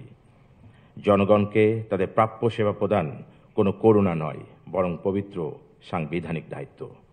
সরকারের প্রতি মানুষের আস্থা বৃদ্ধি পায় সরকারি কর্মচারীদের কথাই ও কাজে। তাই জনগণের প্রতি শ্রদ্ধাশীল থেকে তাদেরকে হাসি মুখে সেবা প্রদান করতে হবে। আমি বিশ্বাস করি জাতির পিতার স্বপ্নের সোনার বাংলা বিনির্মাণে আপনারা বঙ্গবন্ধুর আদর্শ, মুক্তিযুদ্ধের চেতনা ও দেশপ্রেম বুকে ধারণ করে দেশ ও জনগণের সেবায় নিজেদেরকে আত্মনিয়োগ করবেন। উপস্থিত সুধীমণ্ডলী, এবছরের জেলা প্রশাসক সম্মেলন সুষ্ঠুভাবে আয়োজন করার জন্য আমি মন্ত্রিপরিষদ বিভাগ সহ সংশ্লিষ্ট সকলকে আন্তরিক ধন্যবাদ জানাচ্ছি। জেলা প্রশাসক সম্মেলনের উদ্বোধন অনুষ্ঠানে উপস্থিত হয়ে সকলকে অনুপ্রাণিত করার জন্য মাননীয় প্রধানমন্ত্রী আপনাকে অশেষ কৃতজ্ঞতা জানাই। পরিশেষে আমি এ সম্মেলনের সার্বিক সাফল্য কামনা করছি। সকলকে ধন্যবাদ। জয় বাংলা, জয় বঙ্গবন্ধু, বাংলাদেশ চিরজীবী হোক। মাননীয় জনপ্রশাসন মন্ত্রীকে ধন্যবাদ। সম্মানিত সুধী, এখন দিক নির্দেশনামূলক ভাষণ প্রদান করবেন গণপ্রজাতন্ত্রী বাংলাদেশ সরকারের মাননীয় প্রধানমন্ত্রী শেখ হাসিনা এমপি। মাননীয় প্রধানমন্ত্রীকে তার মূল্যবান ভাষণ প্রদান এবং জেলা প্রশাসক সম্মেলন 2024-এর শুভ উদ্বোধন ঘোষণা করার জন্য সবিনয় অনুরোধ জানাচ্ছি। সম্মানিত সুধীবৃন্দ, মাননীয় প্রধানমন্ত্রী।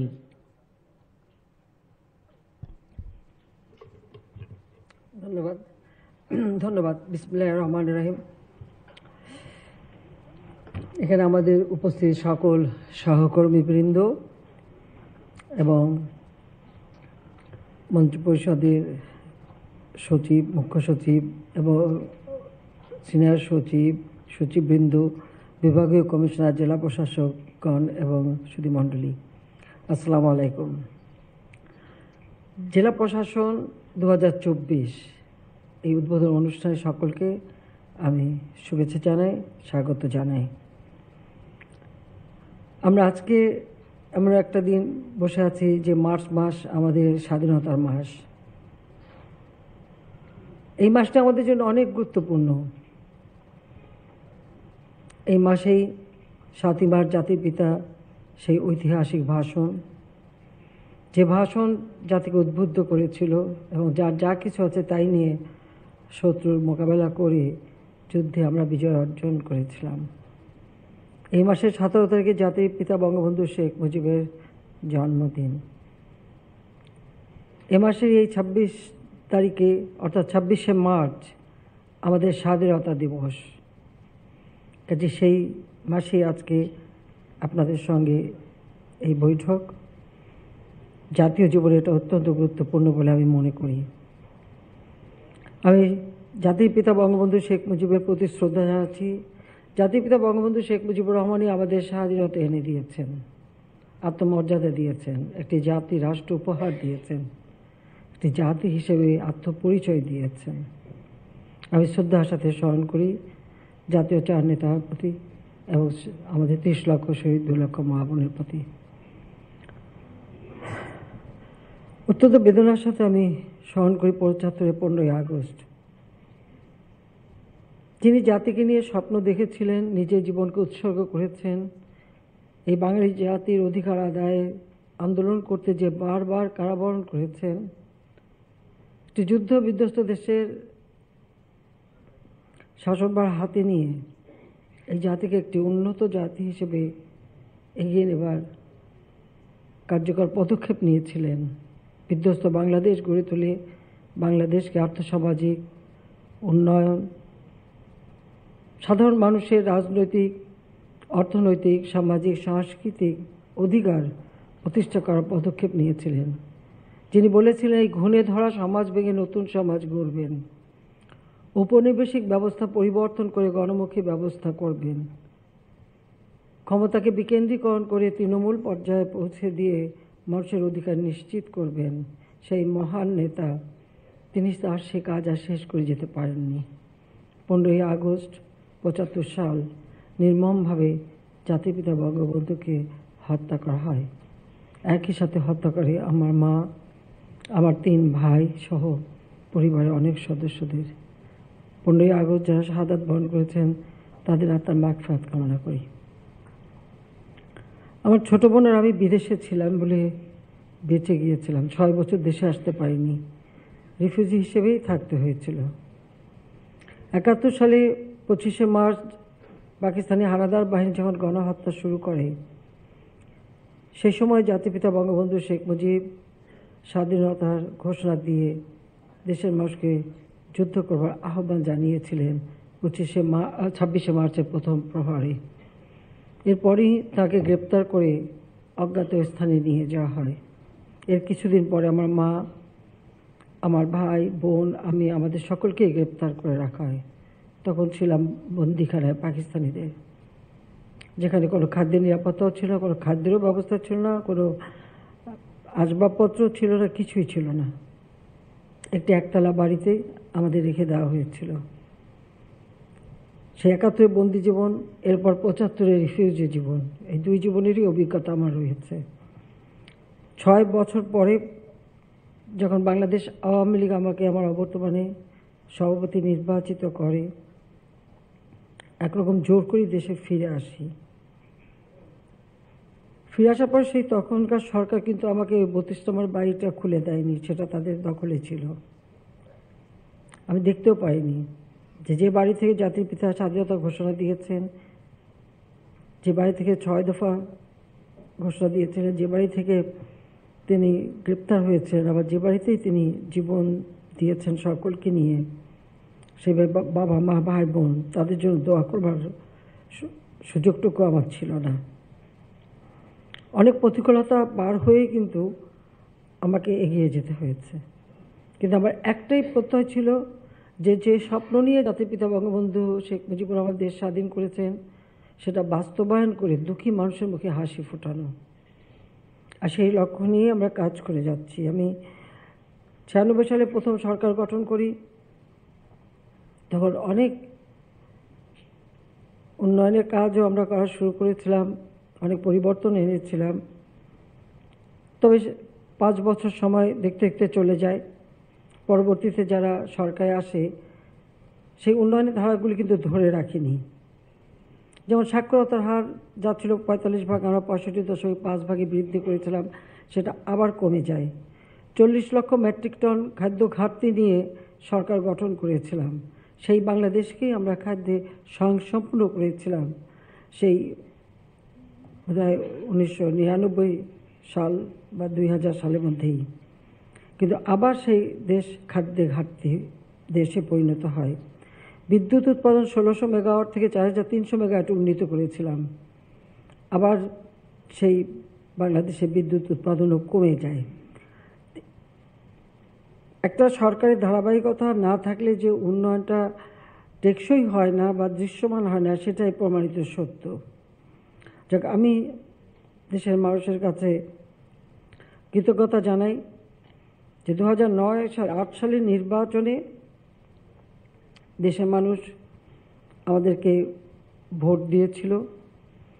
কারণ ২০০৮ সালে যে নির্বাচনের ইতিহাস, সেটা হচ্ছে আওয়ামী লীগ এককভাবে পেয়েছিল ৩০০ সিটের মধ্যে ২৩৩টা সিট, আর বিএনপি জামাত জোট তাদের ২০ দলীয় জোট নিয়ে তারা পেয়েছিল মাত্র ৩০টা সিট পার্লামেন্টে, ৩০০ আসনের মধ্যে। জনগণের প্রতি আমাদের কৃতজ্ঞতা রয়েছে, যে কারণে আমরা প্রতিটি নির্বাচনী ইশতেহার যখন ঘোষণা দিই, দল হিসেবে আমাদের নির্বাচনী ইশতেহার আমরা কিন্তু যেন তেন বসে করি না। বিরোধী দলে থাকা অবস্থায়ও আমরা প্রতিটি বিষয় ভিত্তিক আমাদের সাব কমিটি আছে, আমরা সেমিনার করি, আলোচনা করি, আমরা সারা বাংলাদেশের তথ্য নিয়ে এবং তারই ভিত্তিতে এবং জাতির পিতা সেই নির্দেশনা নিয়েই কিন্তু আমরা আমাদের নির্বাচনী ইশতেহার ঘোষণা করি এবং প্রতিটি নির্বাচনে একটি প্রতিপাদ্য বিষয় আমরা সামনে রাখি। আর সেইভাবে আমরা কিন্তু সেই নির্বাচনী ইশতেহার অনুসরণ করি, দেশের উন্নয়নের কাজ করি বলেই আজকে দেশের মানুষ সেই উন্নয়নের সফলতা পাচ্ছে। ২০২৩ সালে জেলা পরিষদের সম্মেলন, আমরা আপনাদের জেলা প্রশাসককে নিয়ে আমরা সম্মেলন করেছিলাম। সে সময় আমরা অনেকগুলি দিক নির্দেশনাও দিয়েছিলাম। সেটা ছিল আমাদের পরবর্তী নির্বাচনের ঠিক আগের বছর। তবে আমি ধন্যবাদ জানাই যে সে সময় যে সমস্ত দিক নির্দেশনাগুলি দেওয়া হয়েছিল, জেলা প্রশাসকগণ আপনারা প্রত্যেকেই অত্যন্ত আন্তরিকতার সাথে কাজ করেছেন এবং সে বিষয়গুলিকে সাফল্যমণ্ডিত করেছেন। সেজন্য আপনাদেরকে আমি আন্তরিক ধন্যবাদ জানাই। প্রতি বছরই আমরা বসি, আলাপ আলোচনা করি এবং আমাদের সরকারের গৃহীত কার্যক্রমগুলি যাতে সুষ্ঠুভাবে চলে সেটা আমরা ব্যবস্থা নিই। প্রতি বছর যখন আমরা বাজেট তৈরি করি, আমরা কিন্তু আমাদের নির্বাচনী ইশতেহারটা হাতে রাখি। জনগণের কাছে কি অঙ্গীকার করে এসেছি সেটাও যেমন আমরা স্মরণে রাখি, তার কতটুকু বাস্তবায়িত হলো আর আরও কী কী সামনে করা দরকার, এবং তাছাড়া বিশ্ব পরিস্থিতিতে নতুন নতুন বিষয় আসে, সেদিকে লক্ষ্য রেখে দেশকে আরও সামনের দিকে কীভাবে এগিয়ে নিয়ে যাব সেই বিষয়গুলি আমরা দেখি। কাজে আমরা চাই আমাদের দেশ এগিয়ে যাক, সেটাই আমাদের লক্ষ্য। এবার নির্বাচন, দ্বাদশ জাতীয় সংসদ নির্বাচন কমিশন এই প্রথম আমরা একটি আইন তৈরি করে আইনের মাধ্যমে নির্বাচন কমিশন গঠন করেছি এবং নির্বাচন কমিশন অত্যন্ত দক্ষতার সাথে নির্বাচন পরিচালনা করেছে এবং নির্বাচন কমিশনেরই নির্দেশনা অনুসরণ করে জেলা প্রশাসকগণ নির্বাচনের দায়িত্ব অত্যন্ত সফলভাবে আপনারা পালন করেছেন। সেজন্য আপনাদের সবাইকে আমার আন্তরিক ধন্যবাদ। এবং আমি এটা বলতে পারি 1975 সালের পর থেকে যতগুলি নির্বাচন আমি দেখেছি বা প্রত্যক্ষভাবে এবং নির্বাচনে অংশগ্রহণও করে দেখেছি, কীভাবে জনগণের ভোটের অধিকার নিয়ে ছিনিমিনি খেলা হয়েছে সেগুলো আমাদের নিজেদের দেখা। তবে এবারে নির্বাচন আমি মনে করি যে সব থেকে সুষ্ঠু একটি নির্বাচন, অবাধ নিরপেক্ষ নির্বাচন অনুষ্ঠিত হয়েছে। প্রকৃতপক্ষে যারা নির্বাচনই চায়নি, যাদের লক্ষ্য ছিল এদেশের জন্য কোনো নির্বাচনই না হয়, অনির্বাচিত অস্বাভাবিক পরিস্থিতি আবার সৃষ্টি হয়, যা 75 সালে 15 আগস্টের পর থেকে দীর্ঘ 21 বছর এদেশের মানুষ যে কষ্ট ভোগ করেছে, এরপর আবার 2001 থেকে 8 পর্যন্ত সেই পরিস্থিতি যেন আসে। তাদের কাছে হয়তো নির্বাচনটা পছন্দ নাও হতে পারে, কারণ তাদের মন মতো কাজ হয়নি, কিন্তু সাধারণ মানুষ এবার একেবারে গ্রাম পর্যায় পর্যন্ত মহিলা এবং প্রথমবার যারা ভোটার, তরুণ ভোটাররা, তাদের আগ্রহ সব থেকে বেশি ছিল এবং তারা যে সুষ্ঠুভাবে নির্বাচনে অংশগ্রহণ করতে পেরেছে, এটা সমস্ত কৃতিত্ব আপনাদেরই। আমি মনে করি যারা নির্বাচনী কাজে দায়িত্বে ছিলেন আপনাদেরই সেজন্য আপনাদেরকে আমি ধন্যবাদ জানাই। আমাদের 2008 নির্বাচনে ইশতেহারে আমরা ঘোষণা করেছিলাম ডিজিটাল বাংলাদেশ গড়ে তুলব। আমরা কিন্তু খুব সফলভাবে সেটা করতে পেরেছি। এবারের নির্বাচনের ইশতেহারে আমাদের ঘোষণা, আমরা স্মার্ট বাংলাদেশ গড়ে তুলব। স্মার্ট বাংলাদেশ গড়ে তোলার জন্য সবথেকে বেশি প্রয়োজন আমাদের স্মার্ট জনগোষ্ঠী, অর্থাৎ শিক্ষায়, দীক্ষায়, প্রযুক্তি, জ্ঞানে স্মার্ট জনগণ আমাদের দরকার। আর সেই লক্ষ্য নিয়েই কিন্তু এবারে আমাদের সকল কার্যক্রম। আমরা উন্নয়নের কার্যক্রম আমরা গ্রহণ করি, কিন্তু সেই সাথে সাথে দেশের মানুষের যে অধিকার সেটা নিশ্চিত করা দরকার। যেমন এখন আমরা জানি যে রাশিয়া ইউক্রেন যুদ্ধ এবং কোভিড-19 অতিমারি, যার প্রভাব সারা বিশ্বব্যাপী অর্থনীতিতে পড়েছে। পৃথিবীতে এখন এমন এমন দেশ আছে যেখানে মুদ্রাস্ফীতি বা মূল্যস্ফীতি 40% আছে, এরকম বহু দেশ এখন বিরাজমান। বাংলাদেশও এর থেকে দূরে না, যদিও বাংলাদেশের মূল্যস্ফীতি এখনও 10% নিচেই আছে, কিন্তু তারপরে এটা একটা সমস্যা রয়ে গেছে। তো সেদিকে আমাদের সব থেকে লক্ষ্য রাখতে হবে যে আমাদের বাজার পরিস্থিতি কেমন। আর তাছাড়া সামনে রোজা আসবে, এই রমজান মাসে আমাদের কিছু কিছু ব্যবসায়ী থাকে সবসময় মজুতদারি করে যা দাম বাড়িয়ে কিছু মুনাফা লুটতে চায়। তো সেদিকে বিশেষভাবে একটা নজর আমাদের দিতে হবে, কারণ এটা আশু করণীয় একটা কাজ আমাদের সামনেই, যে কোথাও যেন এভাবে মানে কোনো ভোক্তাদের কোনো রকম হয়রানি হতে না হয়, সেদিকে দৃষ্টি দিতে হবে। আমাদের দেশীয় উৎপাদন বাড়াতে হবে, পরনির্ভরশীলতা আমাদের কমাতে হবে, এবং এটা যে আমরা করতে পারি সেটা কিন্তু অনেক ক্ষেত্রে আমরা কিন্তু প্রমাণ করেছি। তো সেদিকে একটু নজর দেওয়া একান্তভাবে দরকার। আর একটা হচ্ছে সরবরাহের ক্ষেত্রেও কখনো শোনা যায় যে সেটা নিয়ে নানা সমস্যার সৃষ্টি হয়, অথবা একটা কৃত্রিম সংকট সৃষ্টি করার চেষ্টা করা হয়। কেউ কেউ মজুতদার করে পচিয়ে ফেলবে কিন্তু বাজারে দেবে না, এই জাতীয় অবস্থার সৃষ্টি করে। সেই দিকে বিশেষভাবে দৃষ্টি এবং কঠোর আইনানুগ ব্যবস্থা গ্রহণ করা দরকার, যেটা এই রমজান মাস সামনে রেখেই এই কথাগুলো আমি সবার আগে বললাম, যে নিত্য প্রয়োজনীয় পণ্য যেন সাধারণ মানুষের কাছে যথাযথভাবে পৌঁছাতে পারে সেই ব্যবস্থার দিকে সকলকে নজর দিতে হবে। ইতিমধ্যে কয়েকটি সমস্যা আমরা দেখতে পাচ্ছি। কিশোর গ্যাং, যখন ছেলেমেয়েরা স্কুলে যাবে, পড়াশোনা করবে, সেই সময় এই কিশোর গ্যাং, এটা অতিমারি, যখন বিশেষ করে কোভিড অতিমারির সময় কিন্তু এই জিনিসটা সব থেকে বেশি সামনে এসেছে। যে কারণে আমার মনে হয় প্রত্যেকটা এলাকা ভিত্তিক যে ছেলেমেয়েরা যারা শিক্ষা গ্রহণ করবে তারা কেন এই ধরনের গ্যাং হবে এবং তারা কেন এই ধরনের অসামাজিক কাজে বা ছিনতাই, খুন, ডাকাতি এসবে লিপ্ত হবে, সেই বিষয়টা নজরদারি করা একান্তভাবে অপরিহার্য। আমি মনে করি যে আমাদের কমিশনার বৃন্দ এবং জেলা প্রশাসক বৃন্দ, আপনার একই উপজেলা পর্যায় পর্যন্ত বা ইউনিয়ন পর্যায় পর্যন্ত যত স্কুল, কলেজ, বিশ্ববিদ্যালয় বা শিক্ষা প্রতিষ্ঠানগুলি আছে সেখানে তারা ছেলেমেয়েরা যায় কিনা, গার্জিয়ান যারা অভিভাবক তাদেরও একটু সামনে রাখা এবং তারা যা নিজের ছেলে মেয়ে তারা কি কাজ করছে, কেউ জঙ্গিবাদ, সন্ত্রাস, মাদক অথবা এই কিশোর গ্যাং এর মধ্যে যুক্ত হচ্ছে কিনা সেদিকে একটু নজরদারি বাড়াতে হবে। একটু আমার মনে হয় পরিবারকে একটু সচেতন করতে পারলে আমার এই জিনিসগুলিও কিন্তু শুধু গ্রেপ্তার করে ধরে লাভ নেই, কারণ গ্রেপ্তার করে জেলে পাঠালে জেলে আবার এর থেকে আরও বেশি মানে যেগুলি গ্যাং থাকে বা যেগুলি খুব আমার মনে হয় যারা বেশি মানে আইন শৃঙ্খলা ভঙ্গ করে অথবা খুন করে বা কোনো রকম অপরাধ করে মানে অপরাধীগুলি তাদের সঙ্গে মিশে এরা আরও খারাপ হয়ে যাবে।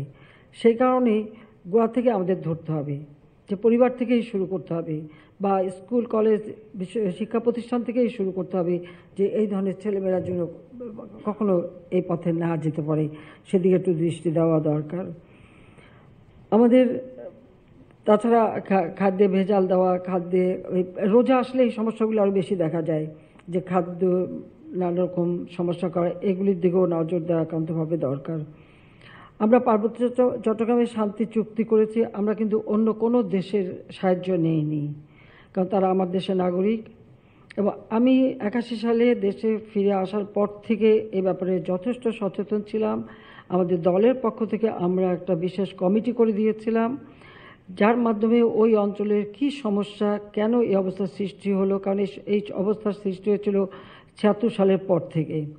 তো সেগুলি জেনে আমরা দীর্ঘদিন কাজ করেছি এবং যারা মানে বিক্ষুব্ধ ছিল তাদের সঙ্গে আলোচনা করেছি এবং যখন 96 সালে সরকার এসেছি তখন আমরা আমাদের পার্লামেন্ট কমিটি করেছি, পাশাপাশি আমি নিজে এদের সঙ্গে সবসময় যোগাযোগ রেখে আমরা একটা শান্তি চুক্তি করতে সক্ষম হয়েছি।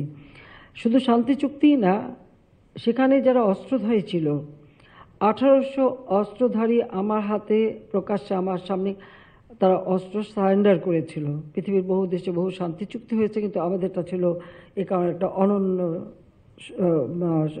মানে ঘটনা, কারণ এই ধরনের ঘটনা খুব কমই ঘটে যে তারা সবাই অস্ত্র সারেন্ডার করে। কাজে পার্বত্য চট্টগ্রামে এখন ব্যাপক উন্নয়নের কাজ চলছে, আর্থসামাজিক উন্নয়ন, অবকাঠামোগত উন্নয়ন, সেগুলো আমরা করে যাচ্ছি এবং আমাদের বর্ডার লাইনগুলিতে আগে ডিমার্কেশনটাও ঠিকমতো ছিল না বা সেখানে কোনো বর্ডার পোস্ট ছিল না, আমরা নতুন করে সেখানে বর্ডার পোস্ট তৈরি করা শুরু করে দিয়েছি। কাজে পার্বত্য চট্টগ্রামে এখনও কিছু দুর্ঘটনা ঘটে, তো এই বিষয়ের দিকেও একটু সকলকে নজর দিতে হবে, যে সেখানে কোনো রকম যেন মানে অশান্ত পরিবেশ আবার ফিরে না আসে, সেখানে শান্তি সৌহার্দ্যপূর্ণ অবস্থায় যেন বিরাজমান হয় এবং এরা বিশেষ আইনে চলে, কারণ সেদিকে লক্ষ্য রেখেও তাদের সার্বিক বিবেচনা তাদের দিকে দৃষ্টি দিতে হবে। আরেকটি বিষয় আপনারা জানেন, আমরা যে সার্বজনীন পেনশন স্কিমটা দিয়েছি, এটার উপর আমি গুরুত্ব দিচ্ছি এই কারণে যে আমরা সামাজিক নিরাপত্তামূলক অনেক কাজ হাতে নিয়েছি, যেটা 96 সালে প্রথম যখন সরকারে আসি তখনই শুরু করেছিলাম। বয়স্ক ভাতা, বিধবা ভাতা এবং প্রতিবন্ধী ভাতা বা দুস্থ মুক্তিযোদ্ধা ভাতা, এগুলো কিন্তু আগে ছিল না। আমরা আমাদের দলের পক্ষ থেকে যখন আমাদের অর্থনৈতিক নীতিমালা 1991 সালে প্রণয়ন করি, তখন থেকে আমাদের চিন্তা ছিল যে আমরা সামাজিক নিরাপত্তামূলক কি ব্যবস্থা নেব সরকারে গেলে। 96 সালে সরকারে এসে আমরা এগুলি বাস্তবায়ন শুরু করি। তবে এই ভাতার উপর যেন মানুষ নির্ভরশীল না থাকে, সে কারণেই আমাদের মনে করি যে সার্বজনীন পেনশন স্কিম সম্পর্কে মানুষকে যদি আমরা সচেতন করতে পারি, তাহলে মানুষ কিন্তু এখানে এগিয়ে আসবে। এবং এখানে যে 4টা ধাপে করা হচ্ছে তাতে একেবারে নিম্নবিত্ত যারা তাদের জন্য বিশেষ প্রণোদনাও দেওয়া হবে, যাতে করে তারা যখন কর্মক্ষীণ হয়ে পড়বে তখন তারা সেই সহযোগিতাটা সরাসরি পেতে পারবে। তাকে যদি এদেরকে সরাসরি আমরা তখন আর ওই ভাতার উপর তাদের ভাতামুখী হতে হবে না, নির্ভরশীল হতে হবে না। পাশাপাশি আমাদের সকলে তো আর সরকারি চাকরি করে না, যারা মানে নিজেরা চাকরি করে বা প্রবাসে যারা কাজ করছে, প্রবাসে আমাদের প্রায় 1 কোটির কাছাকাছি লোক বসবাস করে, তাদেরও একটা নিরাপত্তা বা তারা যখন দেশে ফিরে আসবে বা যখন আর কাজ করবার ক্ষমতা থাকবে না তখনও তারা যেন একটা ভালো পেনশন পেতে পারে, সেদিকে বিবেচনা করেই কিন্তু আমরা এই কাজগুলি করেছি। তাছাড়া আমাদের বিভিন্ন পেশা আছে যেগুলি নিজেরা কাজ করেন, সেই ক্ষেত্রে তাদেরকেও, যেমন আমাদের আইনজীবী আছে, অনেক ডাক্তার আছে বা অন্যান্য ক্ষেত্রে কাজ করেন যারা, বা আমরা রাজনীতিবিদরা হইতো, আমাদের বা ভবিষ্যৎ কি, আমাদের তো পেনশনও নাই, কিছুও নাই, কিন্তু এই সার্বজনীন পেনশন স্কিমে যদি সকলেই যুক্ত হতে পারি তাহলে প্রত্যেকের একটা নিরাপত্তা আসে। তো সেদিকে লক্ষ্য রেখে আপনারা যদি এ ব্যাপারে একটু মানুষকে সচেতন করেন। আরেকটা বিষয় হচ্ছে আমাদের এত জনগোষ্ঠী, এখন কিন্তু সকলেই আর্থিক সচ্ছলতা বেড়েছে। আমি মনে করি ইনকাম ট্যাক্স দেবার মতো যোগ্য বহু লোক এখন উপজেলা পর্যায় পর্যন্ত, এমনকি ইউনিয়ন পর্যায় পর্যন্ত আছে, কিন্তু সেখানে কিন্তু এই ট্যাক্স মানে কালেকশনের বা ট্যাক্স আদায় করার সেই ব্যবস্থাটা কিন্তু এখন পর্যন্ত সার্বিকভাবে হয়নি। এখনও আমাদের যারা ট্যাক্স দেয় খুব সীমিত আকারে। এই ক্ষেত্রে আমরা একটা কাজ করেছিলাম, আপনারা জানেন যে আমাদের পার্লামেন্ট মেম্বাররা এক সময় আমাদের ট্যাক্স দিতে হতো না আগে, বা এমনকি আমাদের মন্ত্রিপরিষদেও এটা ছিল, কিন্তু আমি প্রথমেই আমাদের পার্লামেন্ট মেম্বার এবং যারা সরকারি কর্মচারী, স্বাধীনতার পর সরকারি কর্মচারীদের ট্যাক্স দেওয়ার থেকে তাদের মৌকুব করা হয়েছে এই কারণে যে তখন পূর্ণাঙ্গ বেতন দেওয়া যেত না।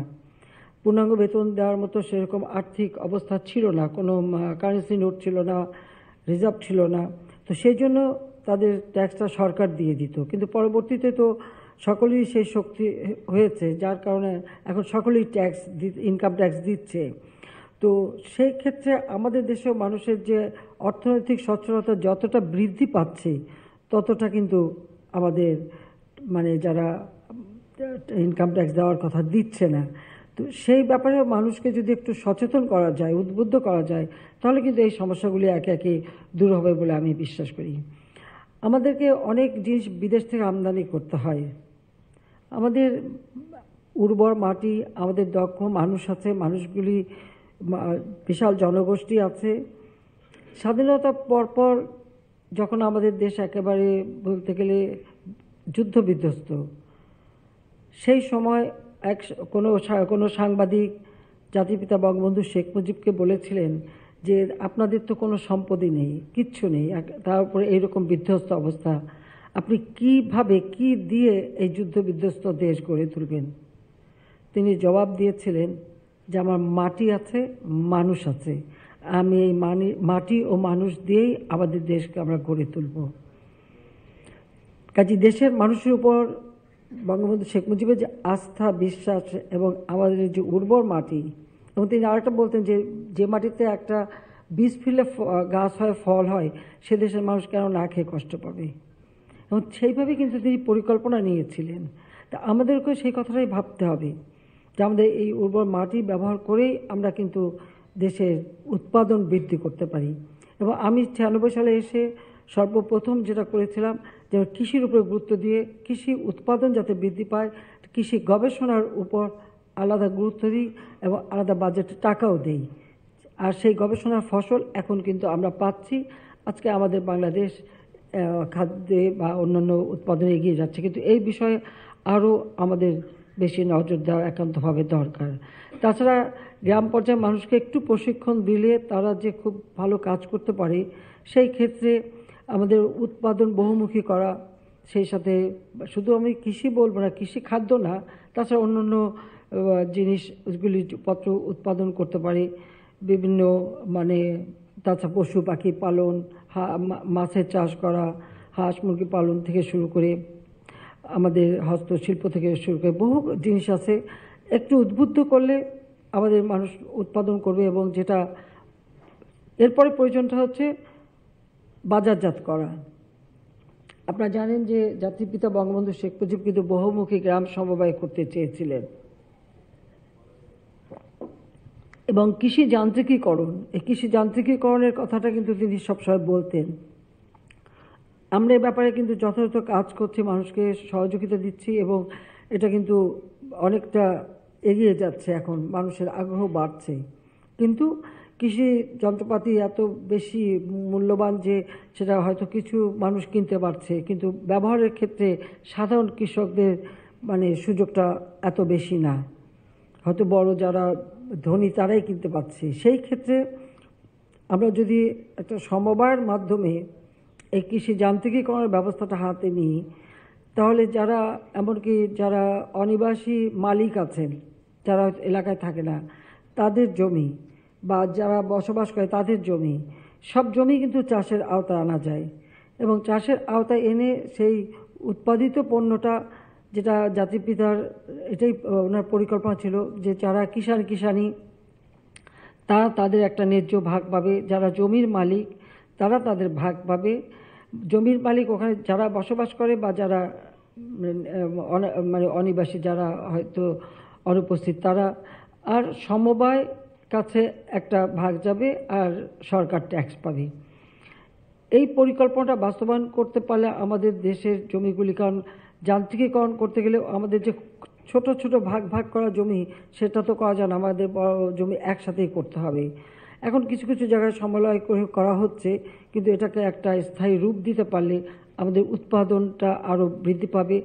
কারণ উৎপাদনের কৃষি উপকরণ এটা যদি কৃষকের কাছে পৌঁছে দেওয়া যায় সময় মতো, আর তারা উৎপাদন করার পরে উৎপাদিত পণ্যটা বাজারজাত করাটা সবথেকে প্রয়োজন।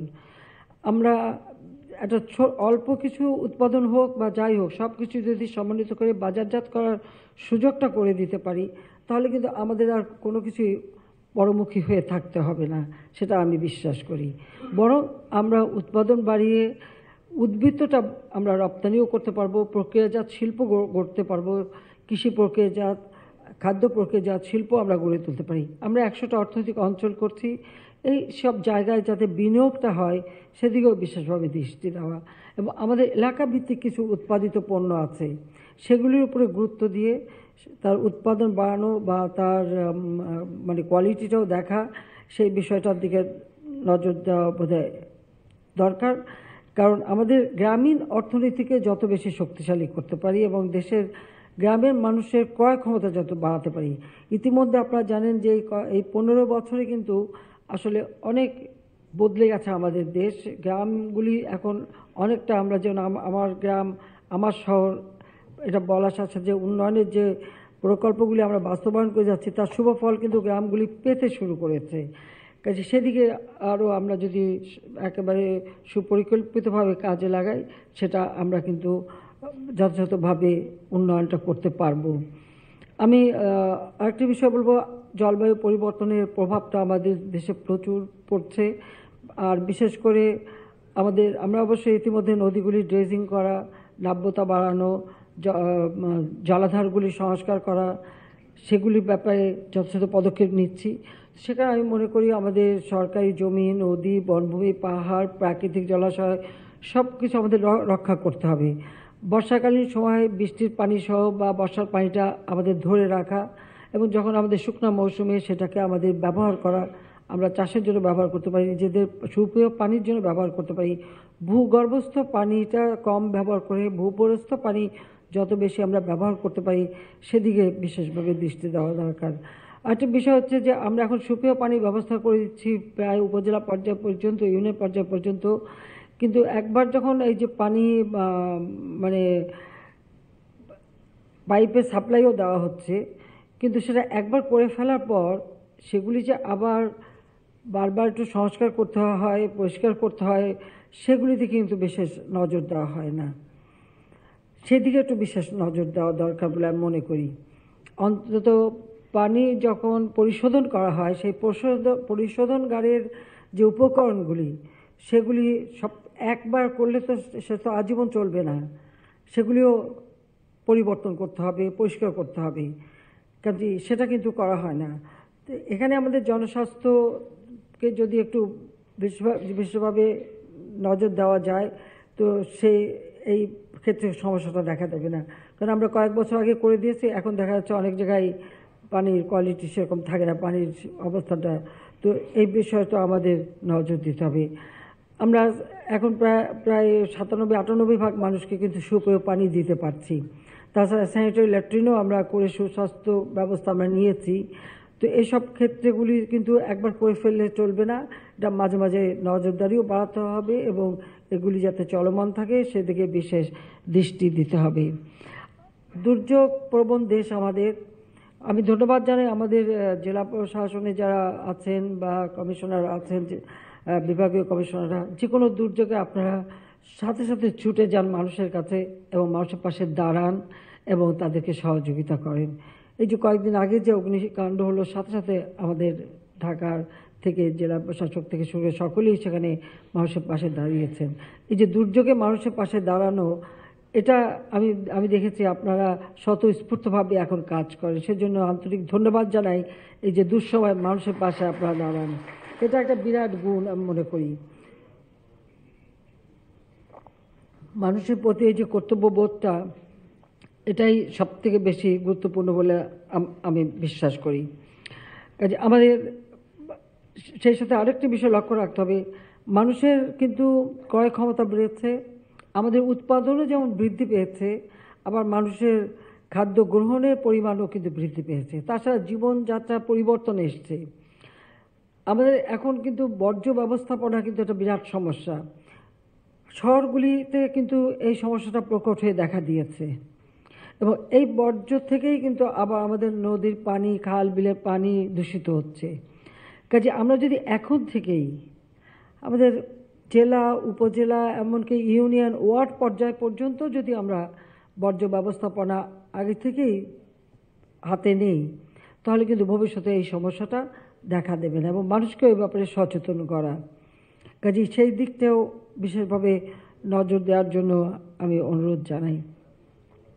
আমাদের সামাজিক নিরাপত্তা কার্যক্রমগুলি যাতে যথাযথভাবে থাকে এবং সঠিক মানুষগুলি যেন পায় সেটা দেখতে হবে। ইতিমধ্যে আপনাদেরকে আমরা ধন্যবাদ জানাই এই জন্য যে আমরা যে আশ্রয়ণ প্রকল্পটা হাতে নিয়েছিলাম সেই 97 সাল থেকে এবং দ্বিতীয়বার এসে আমরা ব্যাপকভাবে করি। যখন কোভিড-19 সমস্ত কার্যক্রম বন্ধ, তখনও এই আশ্রয়ণের মাধ্যমে ঘর তৈরি করে দেওয়া এবং আপনারা নিজেরাই উপলব্ধি করতে পারেন যে একটি মানুষ যার মাথা গোঁজার একটু ঠাঁই ছিল না, কোনো একটা ঠিকানা ছিল না, সেই মানুষগুলি যখন তাদের একটা বাসস্থান পায় তখন তাদের সেই আনন্দ, একদিকে তাদের মনের আনন্দ যেন অপরদিকে তাদের চোখের পানি, এবং তখন যারা এই কাজটা করেন, আপনি যে হাতে তুলে দিচ্ছেন, দেওয়ার পরে সেই মানুষগুলির যে অনুভূতিটা, সেটা তো আপনারা হৃদয় দিয়ে উপলব্ধি করতে পারেন যে সেই মানুষের দোয়াটাও আপনারা সকলে পান।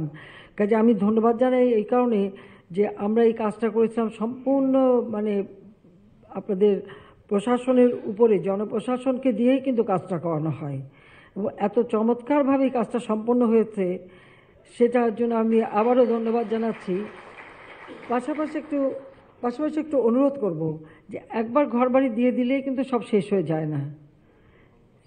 পরবর্তী তাদের কি সুবিধা অসুবিধা আছে, তাদের জীবন মান কি, তাদের কর্মসংস্থান ব্যবস্থা ঠিকমতো হচ্ছে কিনা। কেউ কেউ অনেক কাজ করে খাচ্ছেন আগে থেকেও, বা এমনকি ঘর পেয়ে তারা যে কোথাও চাকরি করতেও যাচ্ছে, সেগুলি ঠিক আছে, সেটা তারা করবে।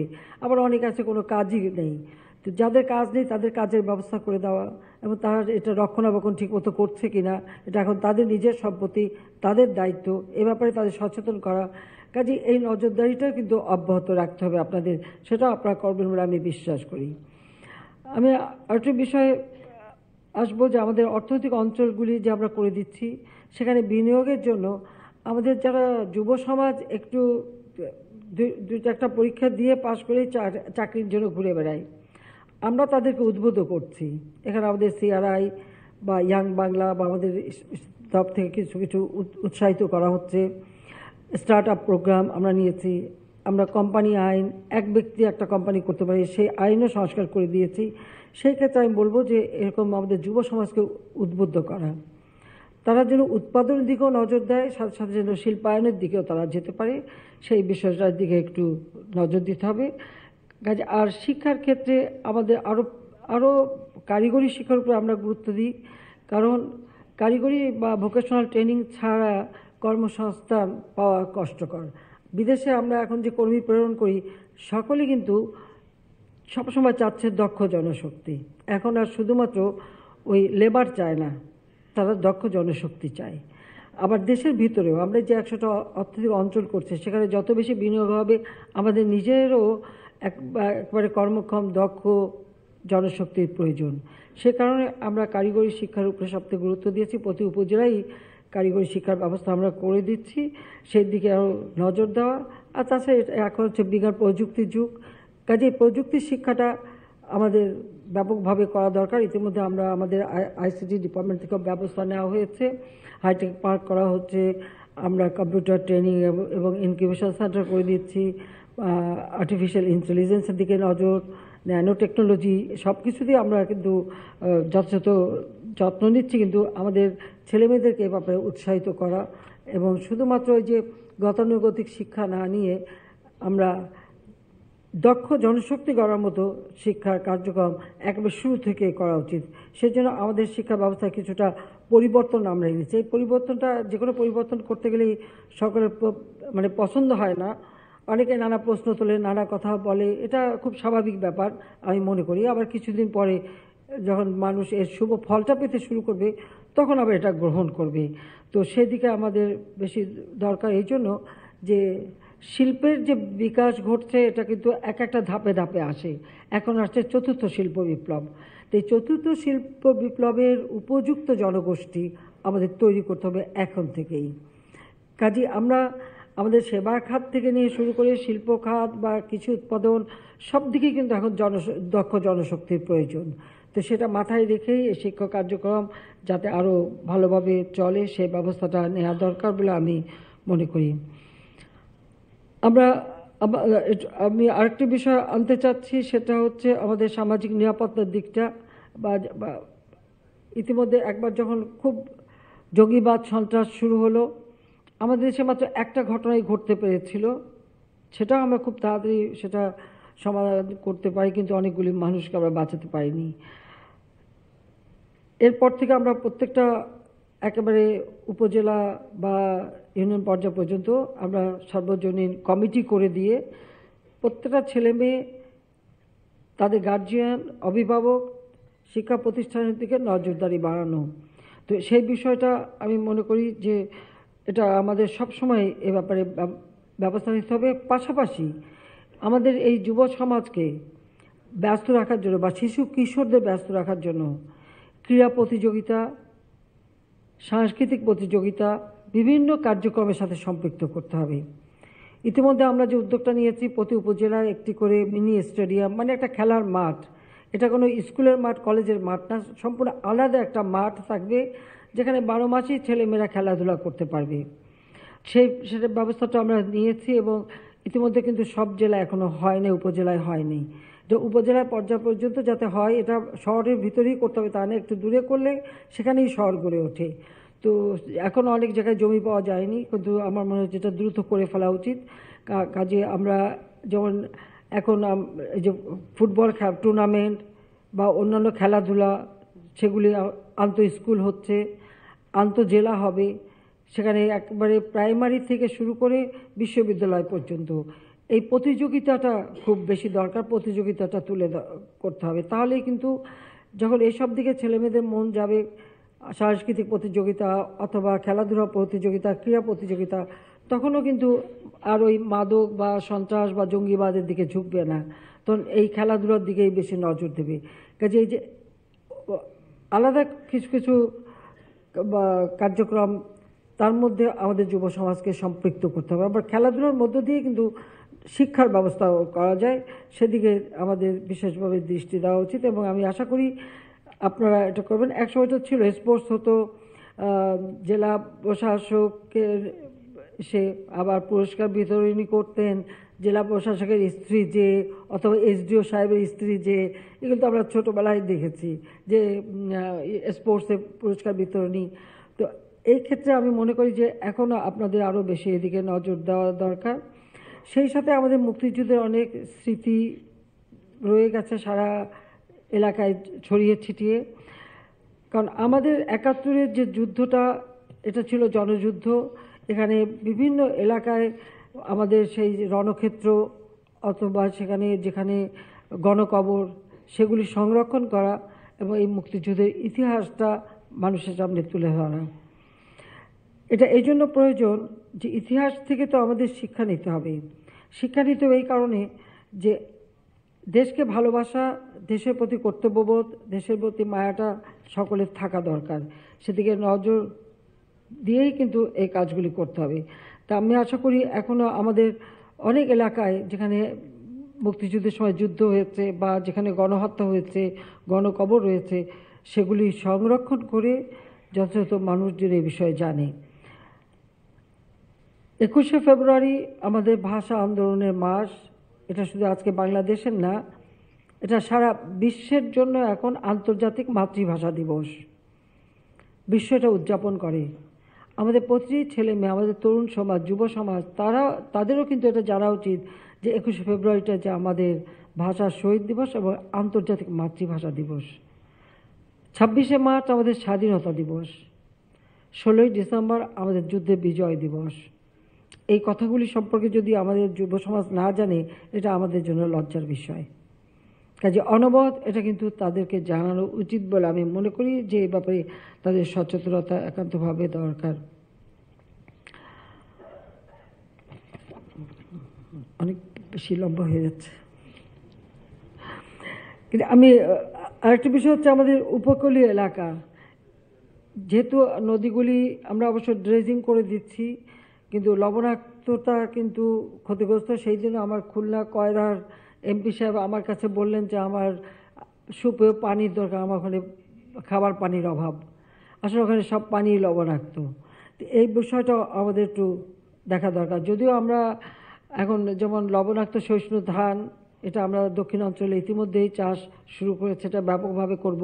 কিন্তু এই পানির ব্যবহারটা, পানির ব্যবস্থাটা, যেমন বৃষ্টির পানি সংরক্ষণ করা এই সমস্ত এলাকায়, বা পানি লবণাক্ত মুক্ত করে এই এলাকার মানুষকে সুপেয় পানি দেওয়া যায় কিভাবে, সেই ব্যবস্থাটা আমাদের নেওয়া একান্তভাবে দরকার।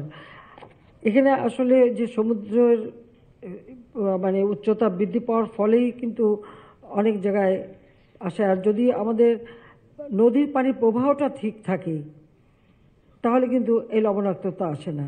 যেমন আমরা গঙ্গা পানি চুক্তি করবার পরে যখন গড়াই নদী আমরা ড্রেজিং করা শুরু করলাম, পানির প্রবাহ বাড়লো, আমাদের ওই অঞ্চলে কিন্তু লবণাক্ততা কমে গিয়েছিল।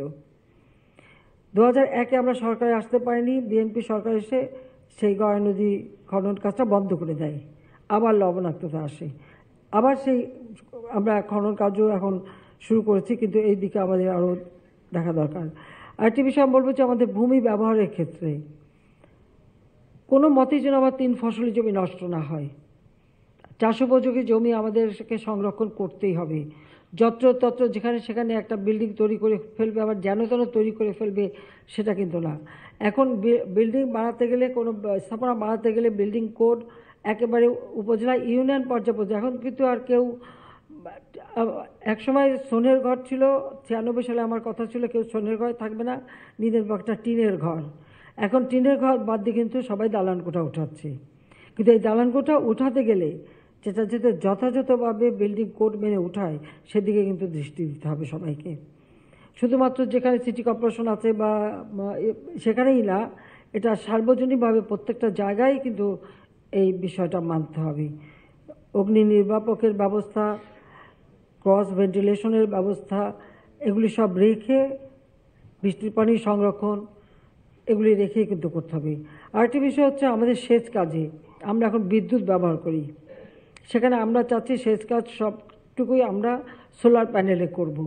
সোলার প্যানেল করতে যে সমস্যাটা হচ্ছে ভূমির, অনেক কৃষক জমি দিতে চায় না বা সেখানে করতে গেলে অসুবিধা, সেখানে বিকল্প কী ব্যবস্থা করা যায়। এখনও অনেক জায়গায় যেখানে মানে সেচ কার্য চলে, সেখানে কিন্তু একটা ছোট ঘরের মতো করেই কিন্তু পাম্প মেশিন বসানো হয়। যেখানে পাম্প মেশিন বসানো হলো, অথবা আশেপাশে যেখানে গ্রাম, সেই গ্রামে বাড়ির ছাদ বা সেখানে যদি মানে সোলার প্যানেল করা যায়, করে দিয়ে পানিটা দিনের বেলা তুলে রাখলো, সেই পানি চাষের জন্য ব্যবহার করলো। কিন্তু এটা আমাদের করতেই হবে, কারণ বিদ্যুৎ আমরা সব ঘরে ঘরে দিয়েছি, উৎপাদন বাড়িয়েছি, কিন্তু উৎপাদনে যে খরচ হয় সেটা তো আমরা দাম ওই পর্যায়ে তো না, অর্ধেক দামে বা তার কম দামে দিতে হচ্ছে। কিন্তু আমাদের যদি বিশেষ করে সেচ কাজে আমরা যদি সোলার প্যানেল ব্যবহার করতে পারি বা সেটা যতটা আমরা করতে পারবো ততই আমরা সাফল্য আনতে পারবো। আর অনাবাদি জমি চাষ এটা অনেক জায়গায় করে কিন্তু অনেক সাফল্য এসেছে, সেখানে কিন্তু 1 ইঞ্চি জমি অনাবাদি থাকবে না। জমিগুলো একবার যদি পরিষ্কার করে দেওয়া যায় তাহলে কিন্তু যাদের যাদের জমি তারা নিজেরাই চাষে আগ্রহী দেখায়। তো এটা একটু আমাদের তরফ থেকেই করে দিতে হবে, এখন থেকেই সবাইকে উদ্যোগ নিতে হবে। কিন্তু এই আমাদের সোলার প্যানেলের ব্যবহারটা আরও বাড়ানো দরকার। রিনিউয়েবল এনার্জি এটা তো জলবায়ু পরিবর্তনের একটা শর্ত, সেটার দিকে আমরা নজর দেব। আর ডিজিটাল বাংলাদেশ করেছি, স্মার্ট বাংলাদেশ করতে হবে, সেদিকে আমরা কাজ করে যাব, সেটাই আমাদের।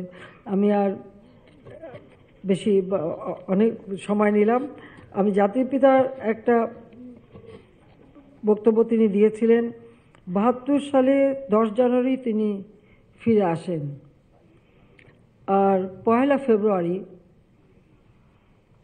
তিনি যখন সরকারি বাসভবনে সবাইকে ডেকেছিলেন, সেটা ছিল যে সুগন্ধা এখন যেটা, ওখানেই তখন প্রথম সরকারি ভবন হিসেবে ব্যবহার করা হয়েছিল। সেখানে তিনি আমাদের সরকারি কর্মচারীদের উদ্দেশ্যে বলেছিলেন, আমি কোড করছি, তিনি বলেছিলেন, বঙ্গবন্ধু শেখ মুজিব বলেছিলেন, কোড, সরকারি কর্মচারী ভাইয়েরা আপনাদের জনগণের সেবায় নিজেকে উৎসর্গ করতে হবে এবং জাতীয় স্বার্থকে সব কিছুর ঊর্ধ্বে স্থান দিতে হবে। এখন থেকে অতীতের আমলাতান্ত্রিক মনোভাব পরিবর্তন করে নিজেদের জনগণের খাদেম বলে বিবেচনা করতে হবে, আনকোড। এই জনগণের অর্থেই তো আপনারাও চলেন, আমরাও যারা এখন মন্ত্রী প্রধানমন্ত্রী আছি আমরাও চলি। কাজে জনগণের সেবা করাটাই তো আমাদের সবথেকে বড় দায়িত্ব।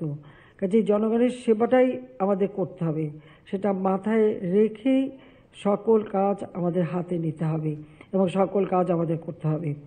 সেই কথাটা সবাইকে একটু স্মরণ করে দিতে হবে।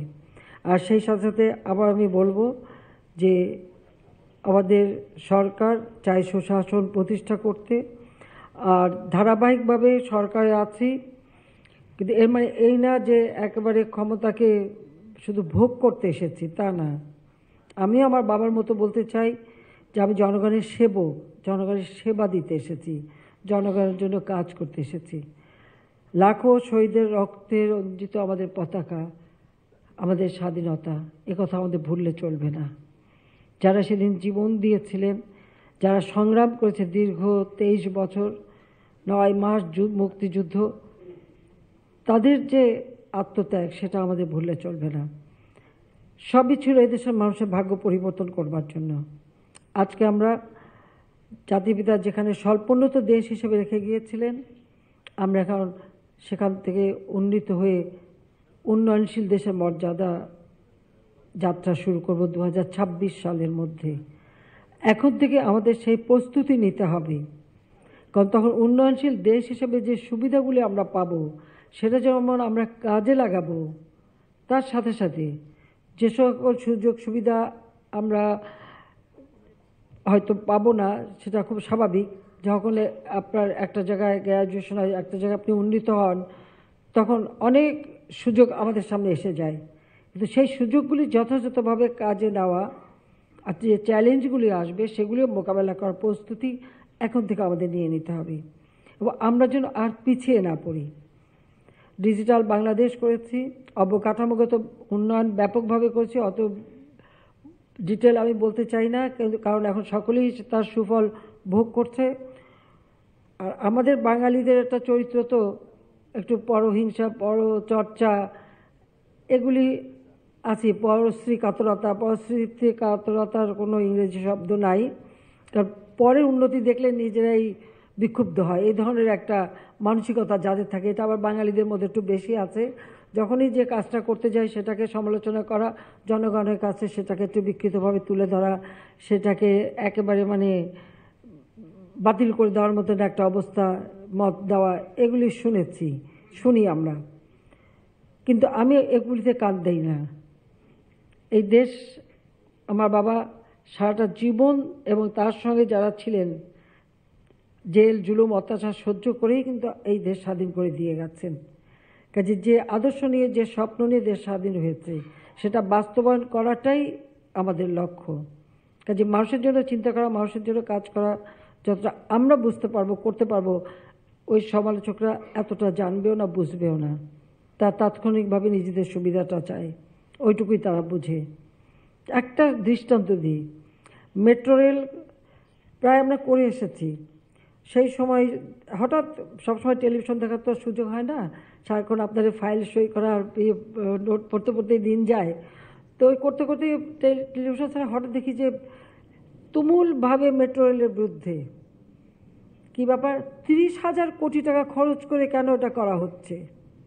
মাত্র 3,000 টাকা দিয়ে নাকি সব সমস্যার সমাধান করে ফেলা যায়। কিভাবে? কতগুলি বাস কিনলেই কোনো ট্রাফিক জ্যাম থাকবে না। তো মেট্রো রেলের কী প্রয়োজন ছিল? আজকে আপনি দেখেন মেট্রো রেল হয়েছে বলে সেই উত্তরা থেকে মতিঝিল মানুষ চলে যাচ্ছে কয়েক মিনিটের মধ্যে, মানুষের সুফল ভোগ করছে। আর বিশেষ করে আমাদের নারী সমাজ তারা খুব নিরাপদে চলাফেরা করতে পারছে। আমি জানি না যারা এই সমালোচনা সেদিন বসে বসে করছিলেন তারা এখন লজ্জা পাচ্ছে কিনা।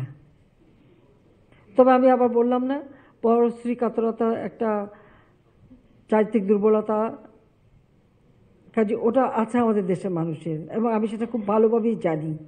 ছোট্টবেলার থেকেই তো এই রাজনৈতিক পরিবারে জন্ম, নিজেও স্কুল জীবন থেকে করে এসে কাজে এগুলি শোনার অভ্যস্ত আমি শুধু নিজের আত্মবিশ্বাস নিয়ে চলি যে যে কাজটা করব মানুষ কতটা উপকৃত হবে, মানুষের কতটা লাভ হবে সেটা আমি বিবেচনা করি। আমিও চাই আপনারা যারা দায়িত্বরত কর্তব্যরত তারা সেই চিন্তাটাই করবেন। ওই কে কী বললো ওটা শোনার দরকার নেই।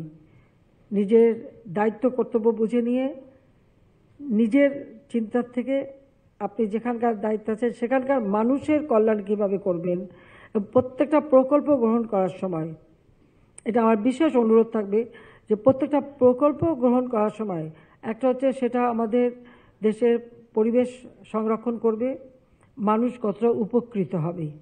মানুষ মানে সাধারণ মানুষ, খালি প্রকল্প প্রণয়ন আর প্রকল্প বাস্তবায়নের যারা তারা না, সাধারণ মানুষ কতটুকু উপকৃত হবে, আর্থিকভাবে দেশ কতটুকু সচ্ছল হবে, সে অঞ্চলের মানুষের আর্থসামাজিক উন্নতি কতটুকু হবে সেটা বিবেচনা করেই কিন্তু প্রকল্প গ্রহণ। শুধুমাত্র বড় বড় একটা টাকার অঙ্ক আর একটা প্রকল্প, সে প্রকল্প আমি কিন্তু গ্রহণ করি না।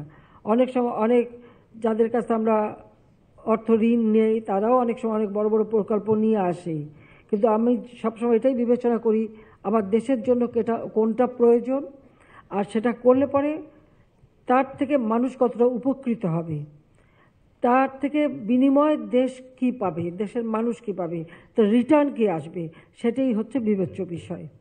কাজে প্রকল্পগুলি গ্রহণ করা হয়, বাস্তবায়ন করা হয় বিভিন্ন মন্ত্রণালয়ের ভিত্তিতে, কিন্তু জেলা প্রশাসক হিসেবে অথবা কমিশনার হিসেবে জমি দেওয়ার সময় তো আপনাদের কাছ থেকে নেয়। তাহলে জমি যদি আপনারা দেবেন সব করবেন তাহলে সেটা আপনারা নজরদারি করতে পারবেন না কেন? কাজে সেখানেও প্রত্যেকটা প্রকল্পে যখন আপনারা এই জমি দেবেন কাজ করবেন তো নজরদারিটাও আপনাদের করার অধিকার আছে, কাজে সেটাও আপনারা করবেন। কারণ আমরা যদি রিপোর্ট নিয়ে আপনাদের কাছ থেকে নেব যে ওই প্রকল্পটার কী অবস্থা আছে, তা থেকে মানুষ কতটুকুই হলো, বা যে জমিটা দিলেন সেটা কি 3 ফসলের জমি চলে যাচ্ছে কিনা, বা আমার চাষের জমি নষ্ট হচ্ছে কিনা, জবাবদিহি তো আপনাদেরই করতে হবে। আমি জানি আমি যখন বলবো যে প্রকল্পে আপনারা নজরদারি করবেন অনেকে পছন্দ করবে না, কে পছন্দ করলো না করলো সেটা কিছু আসে যায় না। যখন আমি বলেছি আপনারা আমাকে রিপোর্ট দেবেন, আপনারা আমাকে রিপোর্ট দেবেন, আর রিপোর্ট দিতে আবার দেখতেই হবে। কাজেই সেভাবেই কাজ করবেন, অনেক মন্ত্রণালয় কাজ করবে, কিন্তু সেখানে আসল যখন যিনি জেলা প্রশাসক থাকবে তার উপরেই তো সব দায়িত্বটা বর্তায়, এর ভালো মন্দের দায়িত্বটাও নিতে হবে। কাজে সেদিকে আমার মনে একটু দৃষ্টি দেওয়া উচিত যে কাজগুলি যথাযথভাবে হচ্ছে কিনা, যথাযথ জায়গায় হচ্ছে কিনা, যত্রতত্র যাতে না হয়। রাস্তাঘাট, পুল, ব্রিজ বা কোনো স্থাপনা, স্কুল, কলেজ, মসজিদ, মাদ্রাসা, মন্দির যা যা আমরা করি সবগুলি কিন্তু একটা পরিকল্পিতভাবে করা দরকার। তাহলে কিন্তু আমাদের সীমিত সম্পদ দিয়ে আমরা দেশকে অনেক উন্নত করতে পারবো, অনেক দূর এগিয়ে নিয়ে যেতে পারবো।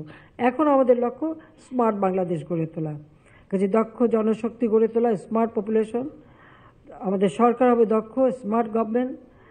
আমাদের অর্থনীতি হবে একেবারে শক্তিশালী অর্থনীতি, অর্থাৎ স্মার্ট ইকোনমি। এবং আমাদের সমাজ ব্যবস্থা হবে দক্ষ সমাজ ব্যবস্থা, অর্থাৎ স্মার্ট সোসাইটি। সেই লক্ষ্য নিয়েই আমরা কাজ করছি। পাশাপাশি ডেল্টা প্ল্যান 2100 করে দিয়েছি। প্রত্যেকটা বদ্বীপ, বিভিন্ন চর এলাকা এখনও অনাবাদি পড়ে আছে, অনেক চর এলাকা আমাদের আছে। একটু উদ্যোগ নিলে সেই চরগুলি কিন্তু অনেক উৎপাদনমুখী হতে পারে। ইতিমধ্যে বেশ কতগুলি চর আমরা কিন্তু কাজে লাগিয়েছি। কাজে সেদিকে যদি আপনারা দৃষ্টি দেন, বিভিন্ন চর এলাকাগুলিকে কিভাবে আমরা কাজে লাগাতে পারি, বা নদী ড্রেজিং থেকে শুরু করে আমাদের জলাধারগুলি সংরক্ষণ করা, বৃষ্টি পানি ধরে রাখা, এই সব কাজগুলি আমাদের, এবং বনায়ন সৃষ্টি করা, সব উপকূলীয় গ্রিন উপকূল যেটা আমরা করতে চাই, যে প্রত্যেকটা জায়গায় সবুজ বনায়ন করে দেওয়া, যেমন আমাদের পরিবেশ, প্রকৃতি এবং উৎপাদন, এগুলি কিন্তু একটার সাথে একটা ওতপ্রোতভাবে জড়িত। তার সাথে জড়িত হচ্ছে আমাদের জনগণের জীবন মান উন্নত করা। জীবন মান উন্নত করেই এ দেশকে আমরা এগিয়ে নিয়ে যেতে চাই। আমরা আর পিছিয়ে থাকতে চাই না, আমরা এগিয়ে যেতে চাই। এখন একটা প্রতিকূল অবস্থা আছে আমি জানি, কিন্তু এটাও আমাদের উত্তরণ ঘটাতে হবে। আর সেদিকে বিশেষভাবে দৃষ্টি দিয়ে আপনারা জনগণের সেবা করে যাবেন, সেটাই আমাদের চাওয়া, এর বেশি আর কিছু চাই না। কাজে আমি আবারও আপনাদের অনেক ধন্যবাদ জানাচ্ছি। আমাদের নির্বাচনী ইশতেহারে আমরা যে ঘোষণা দিয়েছি সেটা বাস্তবায়ন করা এবং তার মাধ্যমে দেশের উন্নয়ন করা। কারণ আমাদের প্রতিটি উন্নয়নের সাথে মানুষের কর্মসংস্থানটা গুরুত্বপূর্ণ। আমি দেশের ভিতরেই কর্মসংস্থান সৃষ্টি করতে চাই। কাজে আমাদের এবারে যে নির্বাচনী ইশতেহার, যে উন্নয়ন দৃশ্যমান, বাড়বে এবার কর্মসংস্থান। কাজে সেই উন্নয়নের প্রতিটি কর্মসূচি যেন কর্মসংস্থান বৃদ্ধি করতে পারে সেদিকে দৃষ্টি রেখে, এবং দক্ষ জনশক্তি গড়ে তোলার দিকে দৃষ্টি রেখে আপনারা কাজ করবেন, সেটাই সেই আহ্বান জানিয়ে আমার বক্তব্য আমি শেষ করছি। ধৈর্য ধরে আমার বক্তব্য শোনার জন্য আন্তরিক ধন্যবাদ জানাচ্ছি। সবাইকে ধন্যবাদ। জয় বাংলা, জয় বঙ্গবন্ধু, বাংলাদেশ। জেলা প্রশাসক সম্মেলন 2024-এর শুভ উদ্বোধন এবং উপস্থিত সকলের উদ্দেশ্যে জেলা প্রশাসক সম্মেলনের শুভ উদ্বোধন ঘোষণা করছি। জেলা প্রশাসক সম্মেলন 2024-এর শুভ উদ্বোধন এবং উপস্থিত সকলের উদ্দেশ্যে দিক নির্দেশনামূলক ভাষণ প্রদানের জন্য মাননীয় প্রধানমন্ত্রীকে আন্তরিক ধন্যবাদ ও কৃতজ্ঞতা জানাচ্ছি। সম্মানিত সুধীমণ্ডলী, মাননীয় প্রধানমন্ত্রীর সদয় অনুমতিক্রমে জেলা প্রশাসক সম্মেলন 2024-এর উদ্বোধন অনুষ্ঠানের সমাপ্তি ঘোষণা করছি। সমবেত সুধী, চা চক্রে অংশগ্রহণের জন্য আপনাদেরকে সাদর আমন্ত্রণ জানাচ্ছি।